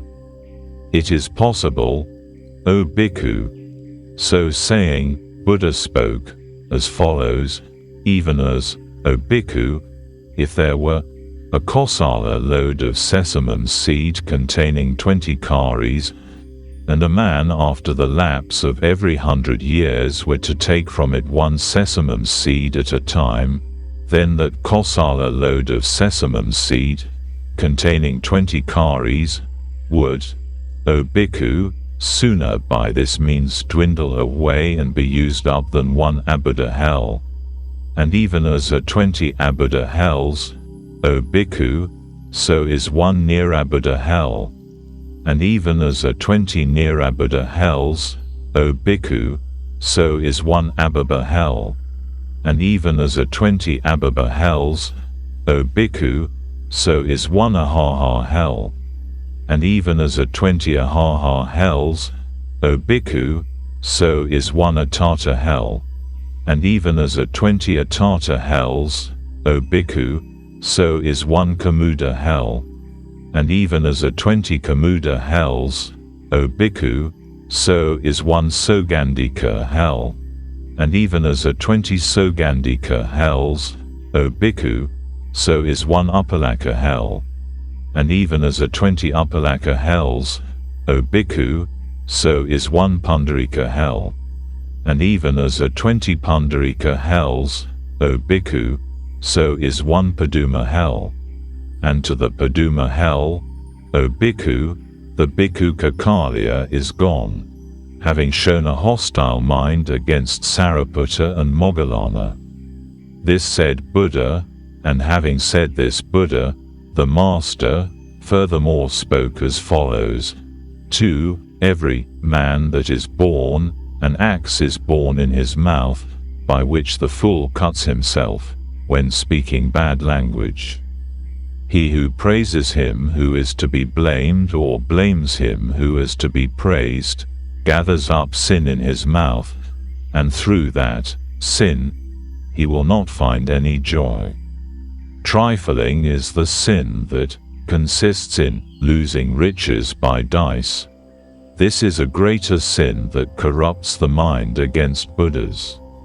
Out of the 100,000 Nirabuddhas, he goes to 36, and to 5 Abuddhas. Because he blames an Arya he goes to hell, having employed his speech and mind badly. He who speaks falsely goes to hell, or he who having done something says, I have not done it. Both these after death become equal, in another world. They are both men guilty of a mean deed. He who offends an offenseless man, a pure man, free from sin, such a fool the evil deed reverts against, like fine dust thrown against the wind. He who is given to the quality of covetousness, such a one censures others in his speech, being himself unbelieving, stingy, wanting in affability, niggardly, given to backbiting. O thou foul-mouthed, false, ignoble, blasting, wicked, evil-doing, low, sinful, base-born man, do not be garrulous in this world, else thou wilt be an inhabitant of hell. Thou spreadest pollution to the misfortune of others. Thou revilest the just, committing sin yourself, and having done many evil deeds thou wilt go to the pool of hell for a long time. For one's deeds are not lost, they will surely come back to you. The Master will meet with them. The fool who commits sin will feel the pain in himself in the other world. To the place where one is struck with iron rods, to the iron stake with sharp edges he goes. Then there is, for him, food as appropriate, resembling a red-hot ball of iron. For those who have anything to say, there do not say fine things, they do not approach with pleasing faces, they do not find refuge from their sufferings, they lie on spread embers, they enter a blazing pyre. Covering them with a net they kill them there with iron hammers. They go to dense darkness, for that is spread out like the body of the earth. Then they enter an iron pot, they enter a blazing pyre, for they are boiled in those iron pots for a long time, jumping up and down in the pyre. Then he who commits sin is surely boiled in a mixture of matter and blood. Whatever quarter he inhabits, he becomes rotten there from coming in contact with matter and blood. He who commits sin will surely be boiled in the water, the dwelling place of worms. There it is not possible to get to the shore, for the jars are exactly alike. Again they enter the sharp accipit Anna with mangled limbs. Having seized the tongue with a hook, the different watchmen of hell kill them. Then they enter Veterani, that is difficult to cross and has got streams of razors with sharp edges. There the fools fall in, the evil doers after having done evil. Their black, mottled flocks of ravens eat them who are weeping, and dogs, jackals, great vultures, falcons, crows tear them. Miserable indeed is the life here, in hell, which the man sees that commits sin. Therefore should a man in this world for the rest of his life be strenuous, and not indolent. Those loads of sesamum seed which are carried in Paduma hell have been counted by the wise. They are several Nahutas and 5 kotis, and 1200 kotis besides. As long as hells are called painful in this world, so long people will have to live there for a long time. Therefore amongst those who have pure, amiable, and good qualities one should always guard speech and mind. Nalaka Sutta.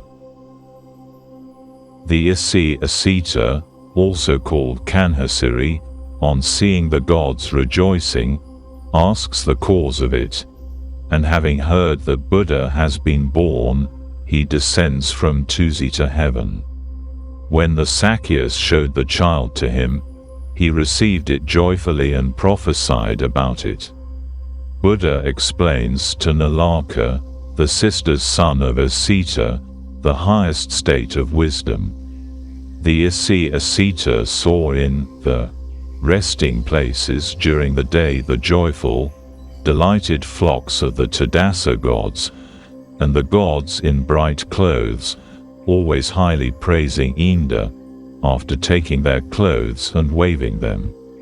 Seeing the gods with pleased minds, delighted, and showing his respect, he said this on that occasion, "Why is the assembly of the gods so exceedingly pleased? Why do they take their clothes and wave them?" When there was an encounter with the Asuras, a victory for the gods, and the Asuras were defeated, then there was not such a rejoicing. What wonderful thing have the gods seen that they are so delighted? They shout and sing and make music, they throw about the arms and dance. I ask you, the inhabitants of the tops of Mount Meru, remove my doubt quickly, O venerable ones. The Bodhisattva, the excellent pearl, the incomparable, is born for the good and for a blessing in the world of men, in the town of the Sakyas, in the country of Lumbini. Therefore we are glad and exceedingly pleased. He, the most excellent of all beings, the preeminent man, the bull of men, the most excellent of all creatures, will turn the wheel of the Dharma in the forest called after the Isis, he who is like the roaring lion, the strong lord of beasts. Having heard that noise, he descended from the heaven of Tuzita. Then he went to Suddhodana's palace, and having sat down there, he said this to the Sakyas, "Where is the prince? I wish to see him." Then the Sakyas showed to the Asi, called Asita, the child, the prince who was like shining gold, manufactured by a very skillful smith, in the mouth of a forge, and beaming in glory and having a beautiful appearance. Seeing the prince shining like fire, bright like the bull of stars wandering in the sky, like the burning sun in autumn, free from clouds, he joyfully obtained great delight. The gods held in the sky a parasol with 1,000 circles and numerous branches. Yaks' tails with golden sticks were fanned, but those who held the yaks' tails and the parasol were not seen. The Asi with the matted hair, by name Kanhasiri, on seeing the yellow blankets, shining like a golden coin, and the white parasol held over his head, received him delighted and happy. And having received the bull of the Sakyas, he who was wishing to receive him and knew the signs and the hymns, with pleased thoughts raised his voice, saying, "Without superior is this, the most excellent of men." Then remembering his own migration, he was displeased and shed tears.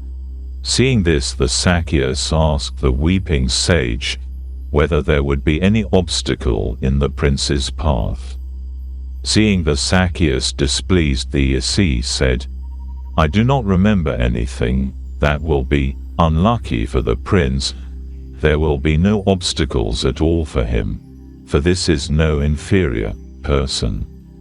Be without anxiety. This prince will reach the summit of perfect enlightenment. He will turn the wheel of the Dharma. He who sees what is exceedingly pure, that is Nibbana. This prince feels for the welfare of the multitude, and his religion will be widely spread. My life here will shortly be at an end. In the middle of his life, there will be death for me. I shall not hear the Dharma of the Incomparable One. Therefore I am afflicted, unfortunate, and suffering." Having afforded the Sakyas great joy, he went out from the interior of the town to lead a religious life. But taking pity on his sister's son, he induced him to embrace the Dharma of the Incomparable One. When thou hearest from others the sound, Buddha, or he who has acquired perfect enlightenment walks the way of the Dharma, then going there and inquiring about the particulars, led a religious life with that Buddha. Instructed by him, the friendly-minded, by one who saw in the future what is exceedingly pure, that is Nibbana, he, Nalaka, with a heap of gathered up good works, and with guarded senses dwelt with him, looking forward to Jina, that is Buddha. hearing the noise, while the excellent Jina turned the wheel of the Dharma, and going and seeing the bull of the Isis, he, after being converted, asked the eminent sage about the best wisdom, when the time of Asita's order had come. These words of Asita are acknowledged true by me. Therefore we ask thee, O Gautama, who art perfect in all things. O sage, to me who am houseless, and who wish to embrace a bhikkhu's life, explain when asked the highest state, the state of wisdom. I will declare to thee the state of wisdom, so said Buddha, difficult to carry out, and difficult to obtain. Come, I will explain it to thee, stand fast, be firm. Let a man cultivate equanimity, which is both reviled and praised in the village. Let him take care not to corrupt his mind, let him live calm, and without pride. Various objects disappear, like a flame of fire in the wood. Women tempt the sage, let them not tempt him. Let him be disgusted with sexual intercourse, having left behind sensual pleasures of all kinds, being inoffensive and dispassionate towards living creatures, towards anything that is feeble or strong. As I am, so are these, as these are, so am I. Identifying himself with others, let him not kill nor cause anyone to kill. Having abandoned desire and covetousness, let him act as one that sees clearly where a common man sticks. Let him cross over this hell. Let him be with an empty stomach, taking little food. Let him have few wants and not be covetous. Not being consumed by desire, he will without desire be happy. Let the sage, after going about for alms, repair to the outskirts of the wood. Let him go and sit down near the root of a tree. Applying himself to meditation, and being wise, let him find his pleasure in the outskirts of the wood. Let him meditate at the root of a tree, enjoying himself. Then when night is passing away, let him repair to the outskirts of the village. Let him not delight in being invited, nor in what is brought away from the village. Let not the sage, after going to the village, walk about to the houses in haste, cutting off, or talk while seeking food. Let him not utter any coherent speech. What I have obtained, that is good. I did not get anything that is good. So thinking in both cases, he returns to the tree unchanged. Wandering about with his alms bowl in his hand, considered dumb without being dumb, let him not blush at a little gift, let him not despise the giver. Various are the practices illustrated by the ascetic. They do not go twice to the other shore. This is not once thought. For whom there is no desire, for the bhikkhu who has cut off the stream of existence, and abandoned all kinds of work, there is no pain. I will declare to thee the state of wisdom. So said Buddha, let one be like the edge of a razor, having struck his palate with his tongue, let him be restrained in regard to his stomach. Let his mind be free from attachment. Let him not think much about worldly affairs. Let him be without defilement, independent, and devoted to a religious life.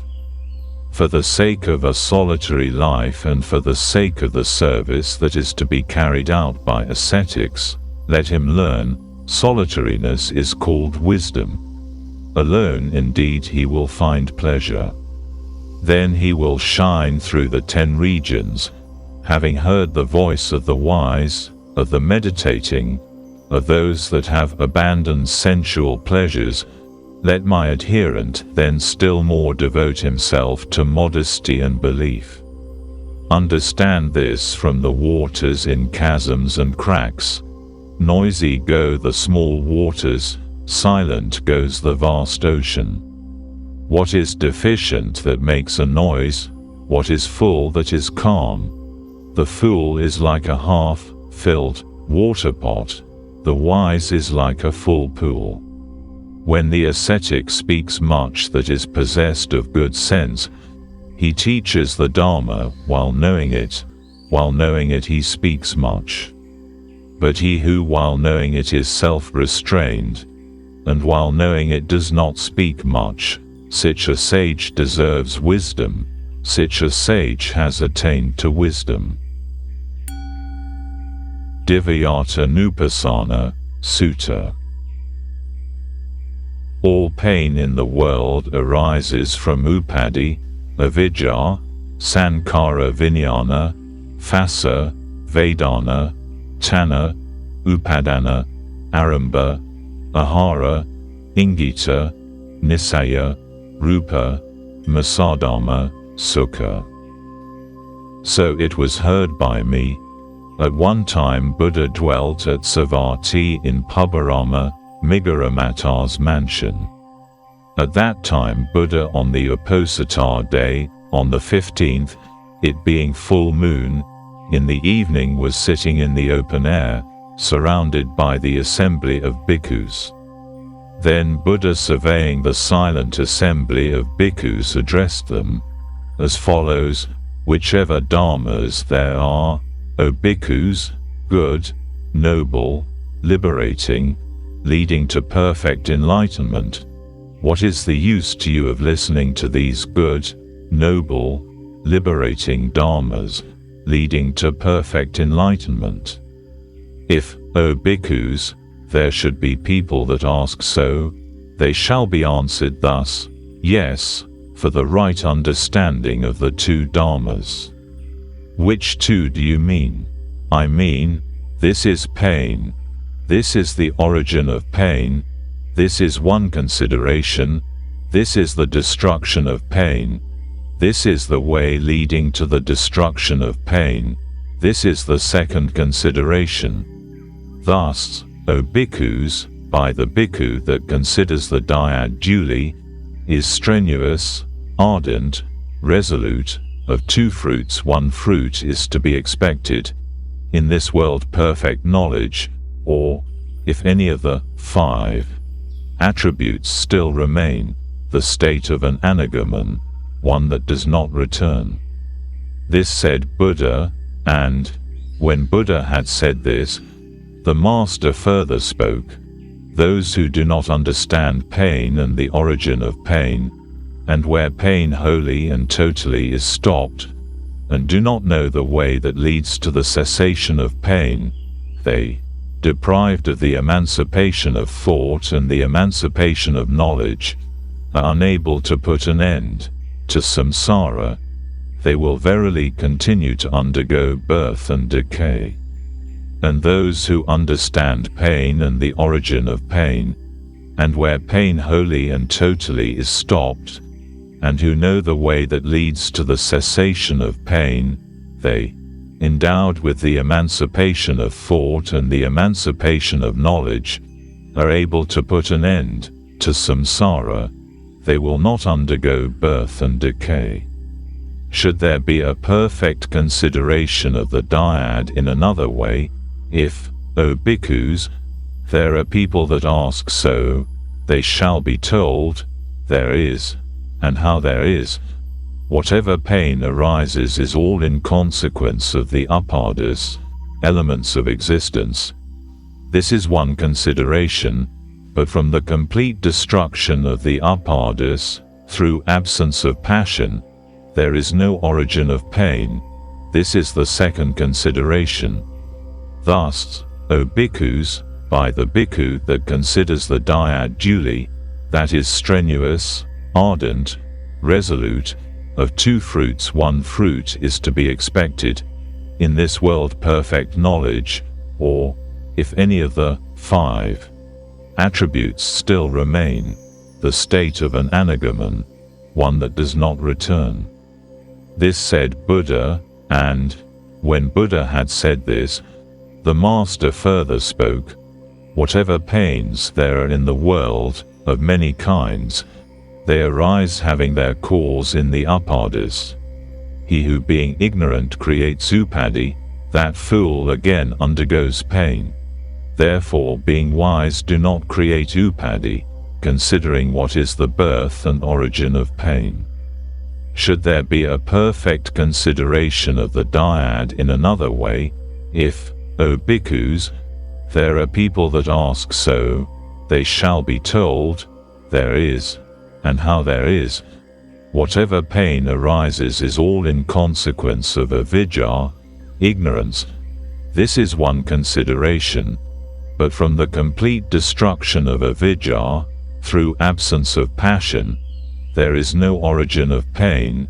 This is the second consideration.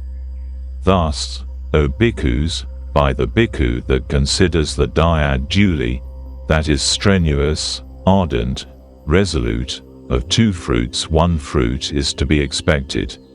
In this world perfect knowledge, or, if any of the 5 attributes still remain, the state of an anagamon, one that does not return.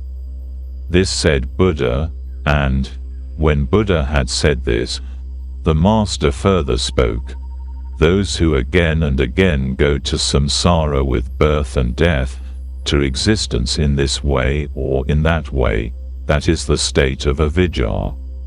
For this avidya is the great folly by which this existence has been traversed long, but those beings who resort to knowledge do not go to rebirth. Should there be a perfect consideration of the dyad in another way, if, O bhikkhus, there are people that ask so, they shall be told, there is, and how there is. Whatever pain arises is all in consequence of the sankharas, matter. This is one consideration. But from the complete destruction of the sankharas, through absence of passion, there is no origin of pain. This is the second consideration. Thus, O bhikkhus, by the bhikkhu that considers the dyad duly, that is strenuous, ardent, resolute, of two fruits one fruit is to be expected. In this world perfect knowledge, or, if any of the 5 attributes still remain, the state of an anagamon, one that does not return. This said Buddha, and, when Buddha had said this, the Master further spoke, whatever pain arises is all in consequence of the sankharas. By the destruction of the sankharas there will be no origin of pain. Looking upon this pain that springs from the sankharas as misery, from the cessation of all the sankharas, and from the destruction of consciousness will arise the destruction of pain. Having understood this exactly, the wise who have true views and are accomplished, having understood all things completely, and having conquered all association with Mara, do not go to rebirth. Should there be a perfect consideration of the dyad in another way, if, O bhikkhus, there are people that ask so, they shall be told, there is, and how there is. Whatever pain arises is all in consequence of vijnana, consciousness. This is one consideration. But from the complete destruction of vijnana, through absence of passion, there is no origin of pain. This is the second consideration. Thus, O bhikkhus, by the bhikkhu that considers the dyad duly, that is strenuous, ardent, resolute, of two fruits one fruit is to be expected. In this world perfect knowledge, or, if any of the 5 attributes still remain, the state of an anagamon, one that does not return.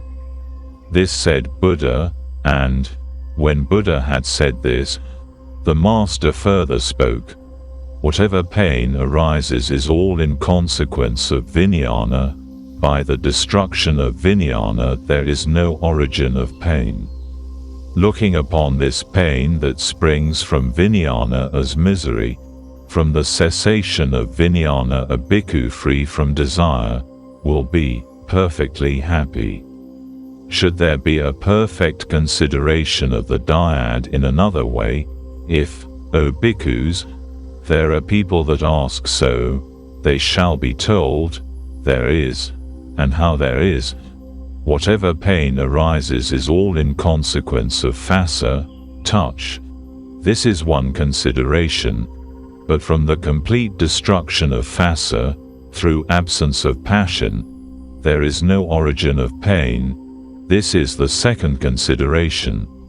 Thus, O bhikkhus, by the bhikkhu that considers the dyad duly, that is strenuous, ardent, resolute, of two fruits one fruit is to be expected.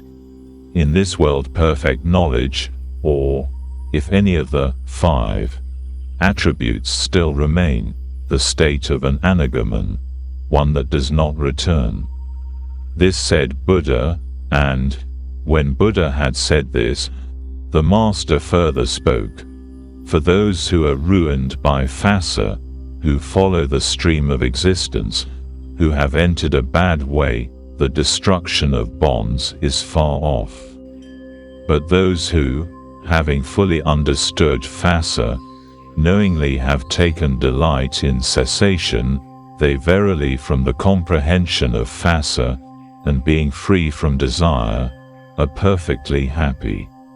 Should there be a perfect consideration of the dyad in another way, if, O bhikkhus, there are people that ask so, they shall be told, there is, and how there is, whatever pain arises is all in consequence of the Vedanas, sensations.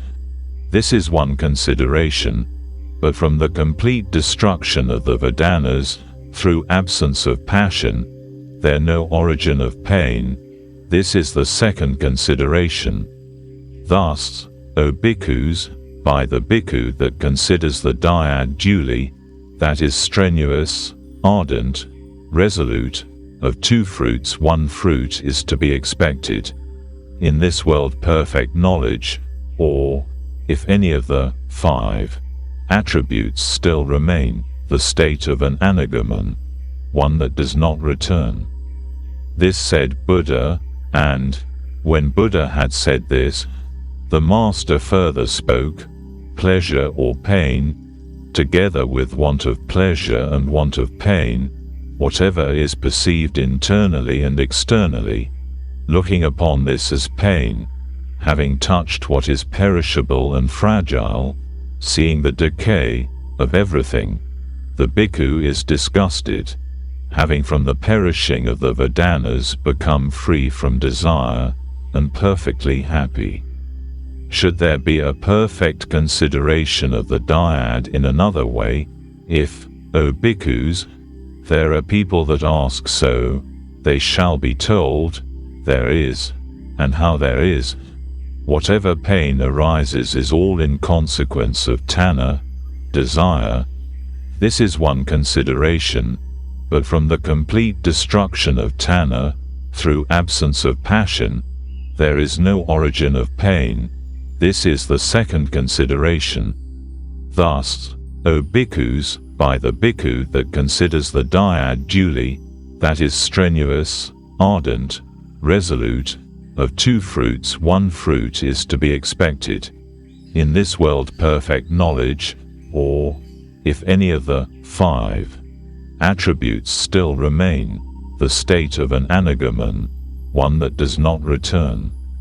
This said Buddha, and, when Buddha had said this, the Master further spoke, a man accompanied by tanha, for a long time transmigrating into existence in this way or that way, does not overcome transmigration, samsara.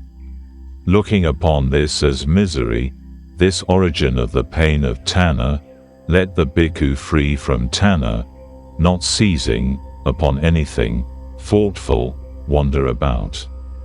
Should there be a perfect consideration of the dyad in another way, if, O bhikkhus, there are people that ask so, they shall be told, there is, and how there is.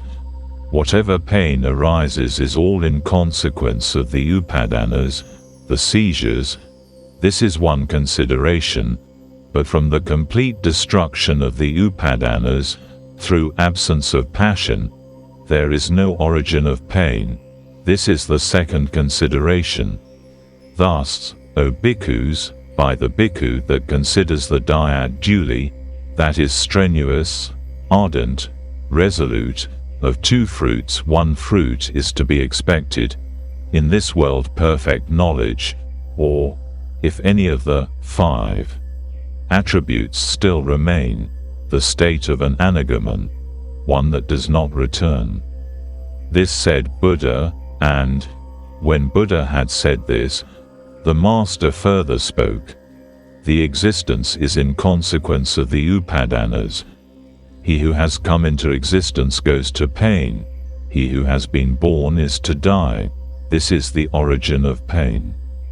Therefore from the destruction of the upadanas the wise with perfect knowledge, having seen what causes the destruction of birth, do not go to rebirth. Should there be a perfect consideration of the dyad in another way, if, O bhikkhus, there are people that ask so, they shall be told, there is, and how there is. Whatever pain arises is all in consequence of the arampas, exertions. This is one consideration, but from the complete destruction of the arampas, through absence of passion, there is no origin of pain. This is the second consideration.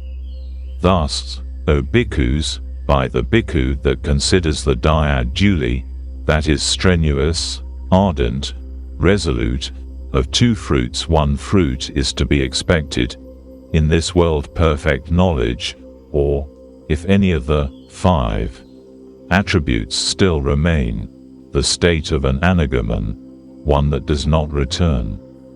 This said Buddha, and, when Buddha had said this, the Master further spoke, whatever pain arises is all in consequence of the arampas.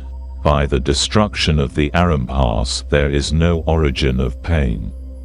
Looking upon this pain that springs from the arampas as misery, having abandoned all the arampas, birth and transmigration have been crossed over by the bhikkhu who is liberated in non-exertion, who has cut off the desire for existence, and whose mind is calm, there is for him no rebirth. Should there be a perfect consideration of the dyad in another way, if, O bhikkhus, there are people that ask so, they shall be told, there is, and how there is. Whatever pain arises is all in consequence of the food, this is one consideration, but from the complete destruction of the aharas, through absence of passion, there is no origin of pain, this is the second consideration. Thus, O bhikkhus, by the bhikkhu that considers the dyad duly, that is strenuous, ardent, resolute, of two fruits one fruit is to be expected, in this world perfect knowledge, or, if any of the 5 attributes still remain, the state of an anagamon, one that does not return. This said Buddha, and, when Buddha had said this, the Master further spoke, whatever pain arises is all in consequence of the aharas. By the destruction of the aharas there is no origin of pain. Looking upon this pain that springs from the aharas as misery, having seen the result of all aharas, not resorting to all aharas, having seen that health is from the destruction of desire, he that serves discriminatingly and stands fast in the Dharma cannot be reckoned as existing, being accomplished. Should there be a perfect consideration of the dyad in another way, if, O bhikkhus, there are people that ask so, they shall be told, there is, and how there is. Whatever pain arises is all in consequence of the ingitas, commotions. This is one consideration, but from the complete destruction of the ingitas, through absence of passion, there is no origin of pain. This is the second consideration. Thus, O bhikkhus, by the bhikkhu that considers the dyad duly, that is strenuous, ardent, resolute, of two fruits one fruit is to be expected. In this world perfect knowledge, or, if any of the 5 attributes still remain, the state of an anagamon, one that does not return. This said Buddha, and, when Buddha had said this, the Master further spoke, whatever pain arises is all in consequence of the ingitas. By the destruction of the ingitas there is no origin of pain. Looking upon this pain that springs from the ingitas as misery, and therefore having abandoned the ingitas and having stopped the sankharas, let the bhikkhu free from desire and not seizing upon anything, thoughtful, wander about. Should there be a perfect consideration of the dyad in another way, if, O bhikkhus, there are people that ask so, they shall be told, there is, and how there is. For the nisita, dependent, there is vacillation. This is one consideration. The independent, man, does not vacillate. This is the second consideration. Thus, O bhikkhus, by the bhikkhu that considers the dyad duly, that is strenuous, ardent, resolute, of two fruits one fruit is to be expected. In this world perfect knowledge, or, if any of the 5 attributes still remain, the state of an anagamon, one that does not return. This said Buddha, and, when Buddha had said this, the Master further spoke, the independent, man, does not vacillate, and the dependent, man, seizing upon existence in one way or in another, does not overcome samsara. Looking upon this as misery, and seeing great danger in things you depend upon, let a bhikkhu wander about independent, not seizing upon anything, thoughtful. Should there be a perfect consideration of the dyad in another way, if, O bhikkhus, there are people that ask so, they shall be told, there is, and how there is. The formless beings, O bhikkhus, are calmer than the rupas.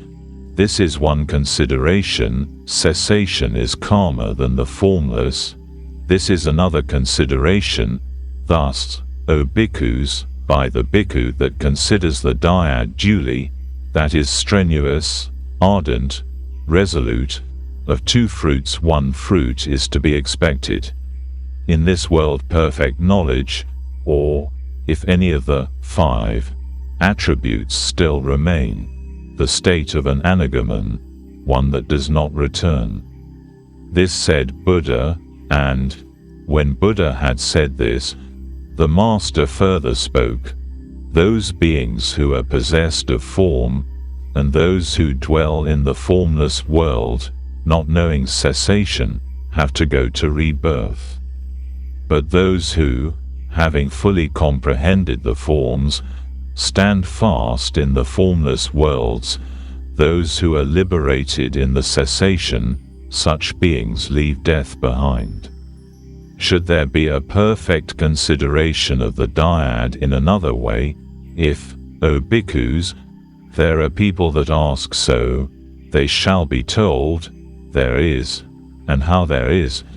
What has been considered true by the world of men, together with the gods, Mara, Brahman, and amongst the ascetics, Brahmins, gods, and men, that has by the noble through their perfect knowledge been well seen to be really false. This is one consideration. What, O bhikkhus, has been considered false by the world of men, together with the gods, Mara, Brahman, and amongst the ascetics, Brahmins, gods, and men, that has by the noble through their perfect knowledge been well seen to be really true. This is another consideration. Thus, O bhikkhus, by the bhikkhu that considers the dyad duly, that is strenuous, ardent, resolute, of two fruits one fruit is to be expected. In this world perfect knowledge, or, if any of the 5 attributes still remain, the state of an anagamon, one that does not return.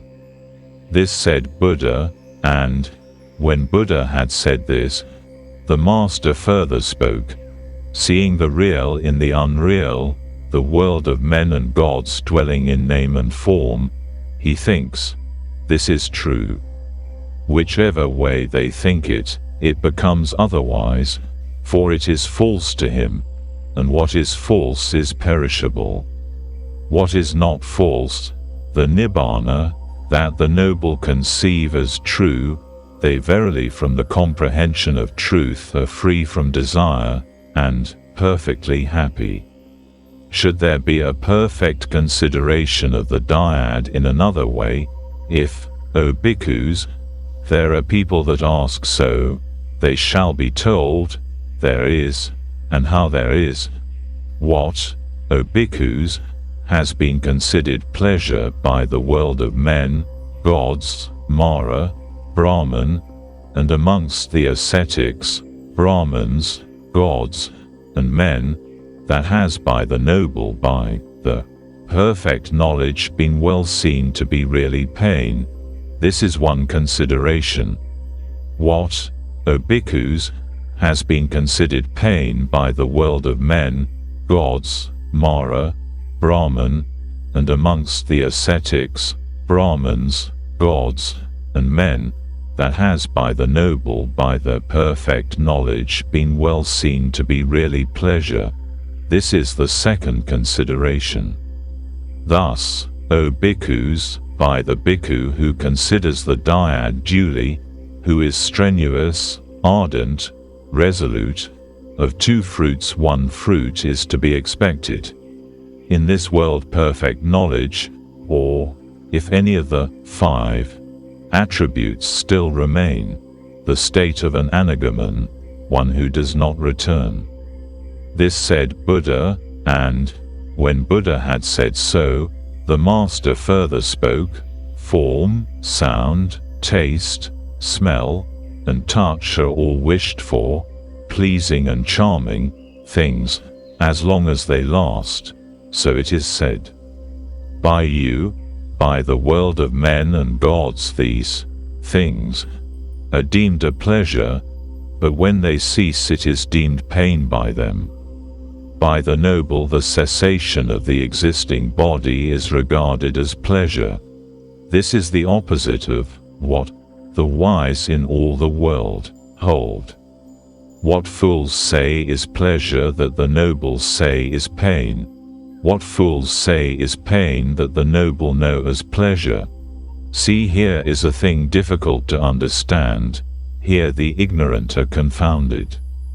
For those that are enveloped there is gloom, for those that do not see there is darkness, and for the good it is manifest, for those that see there is light.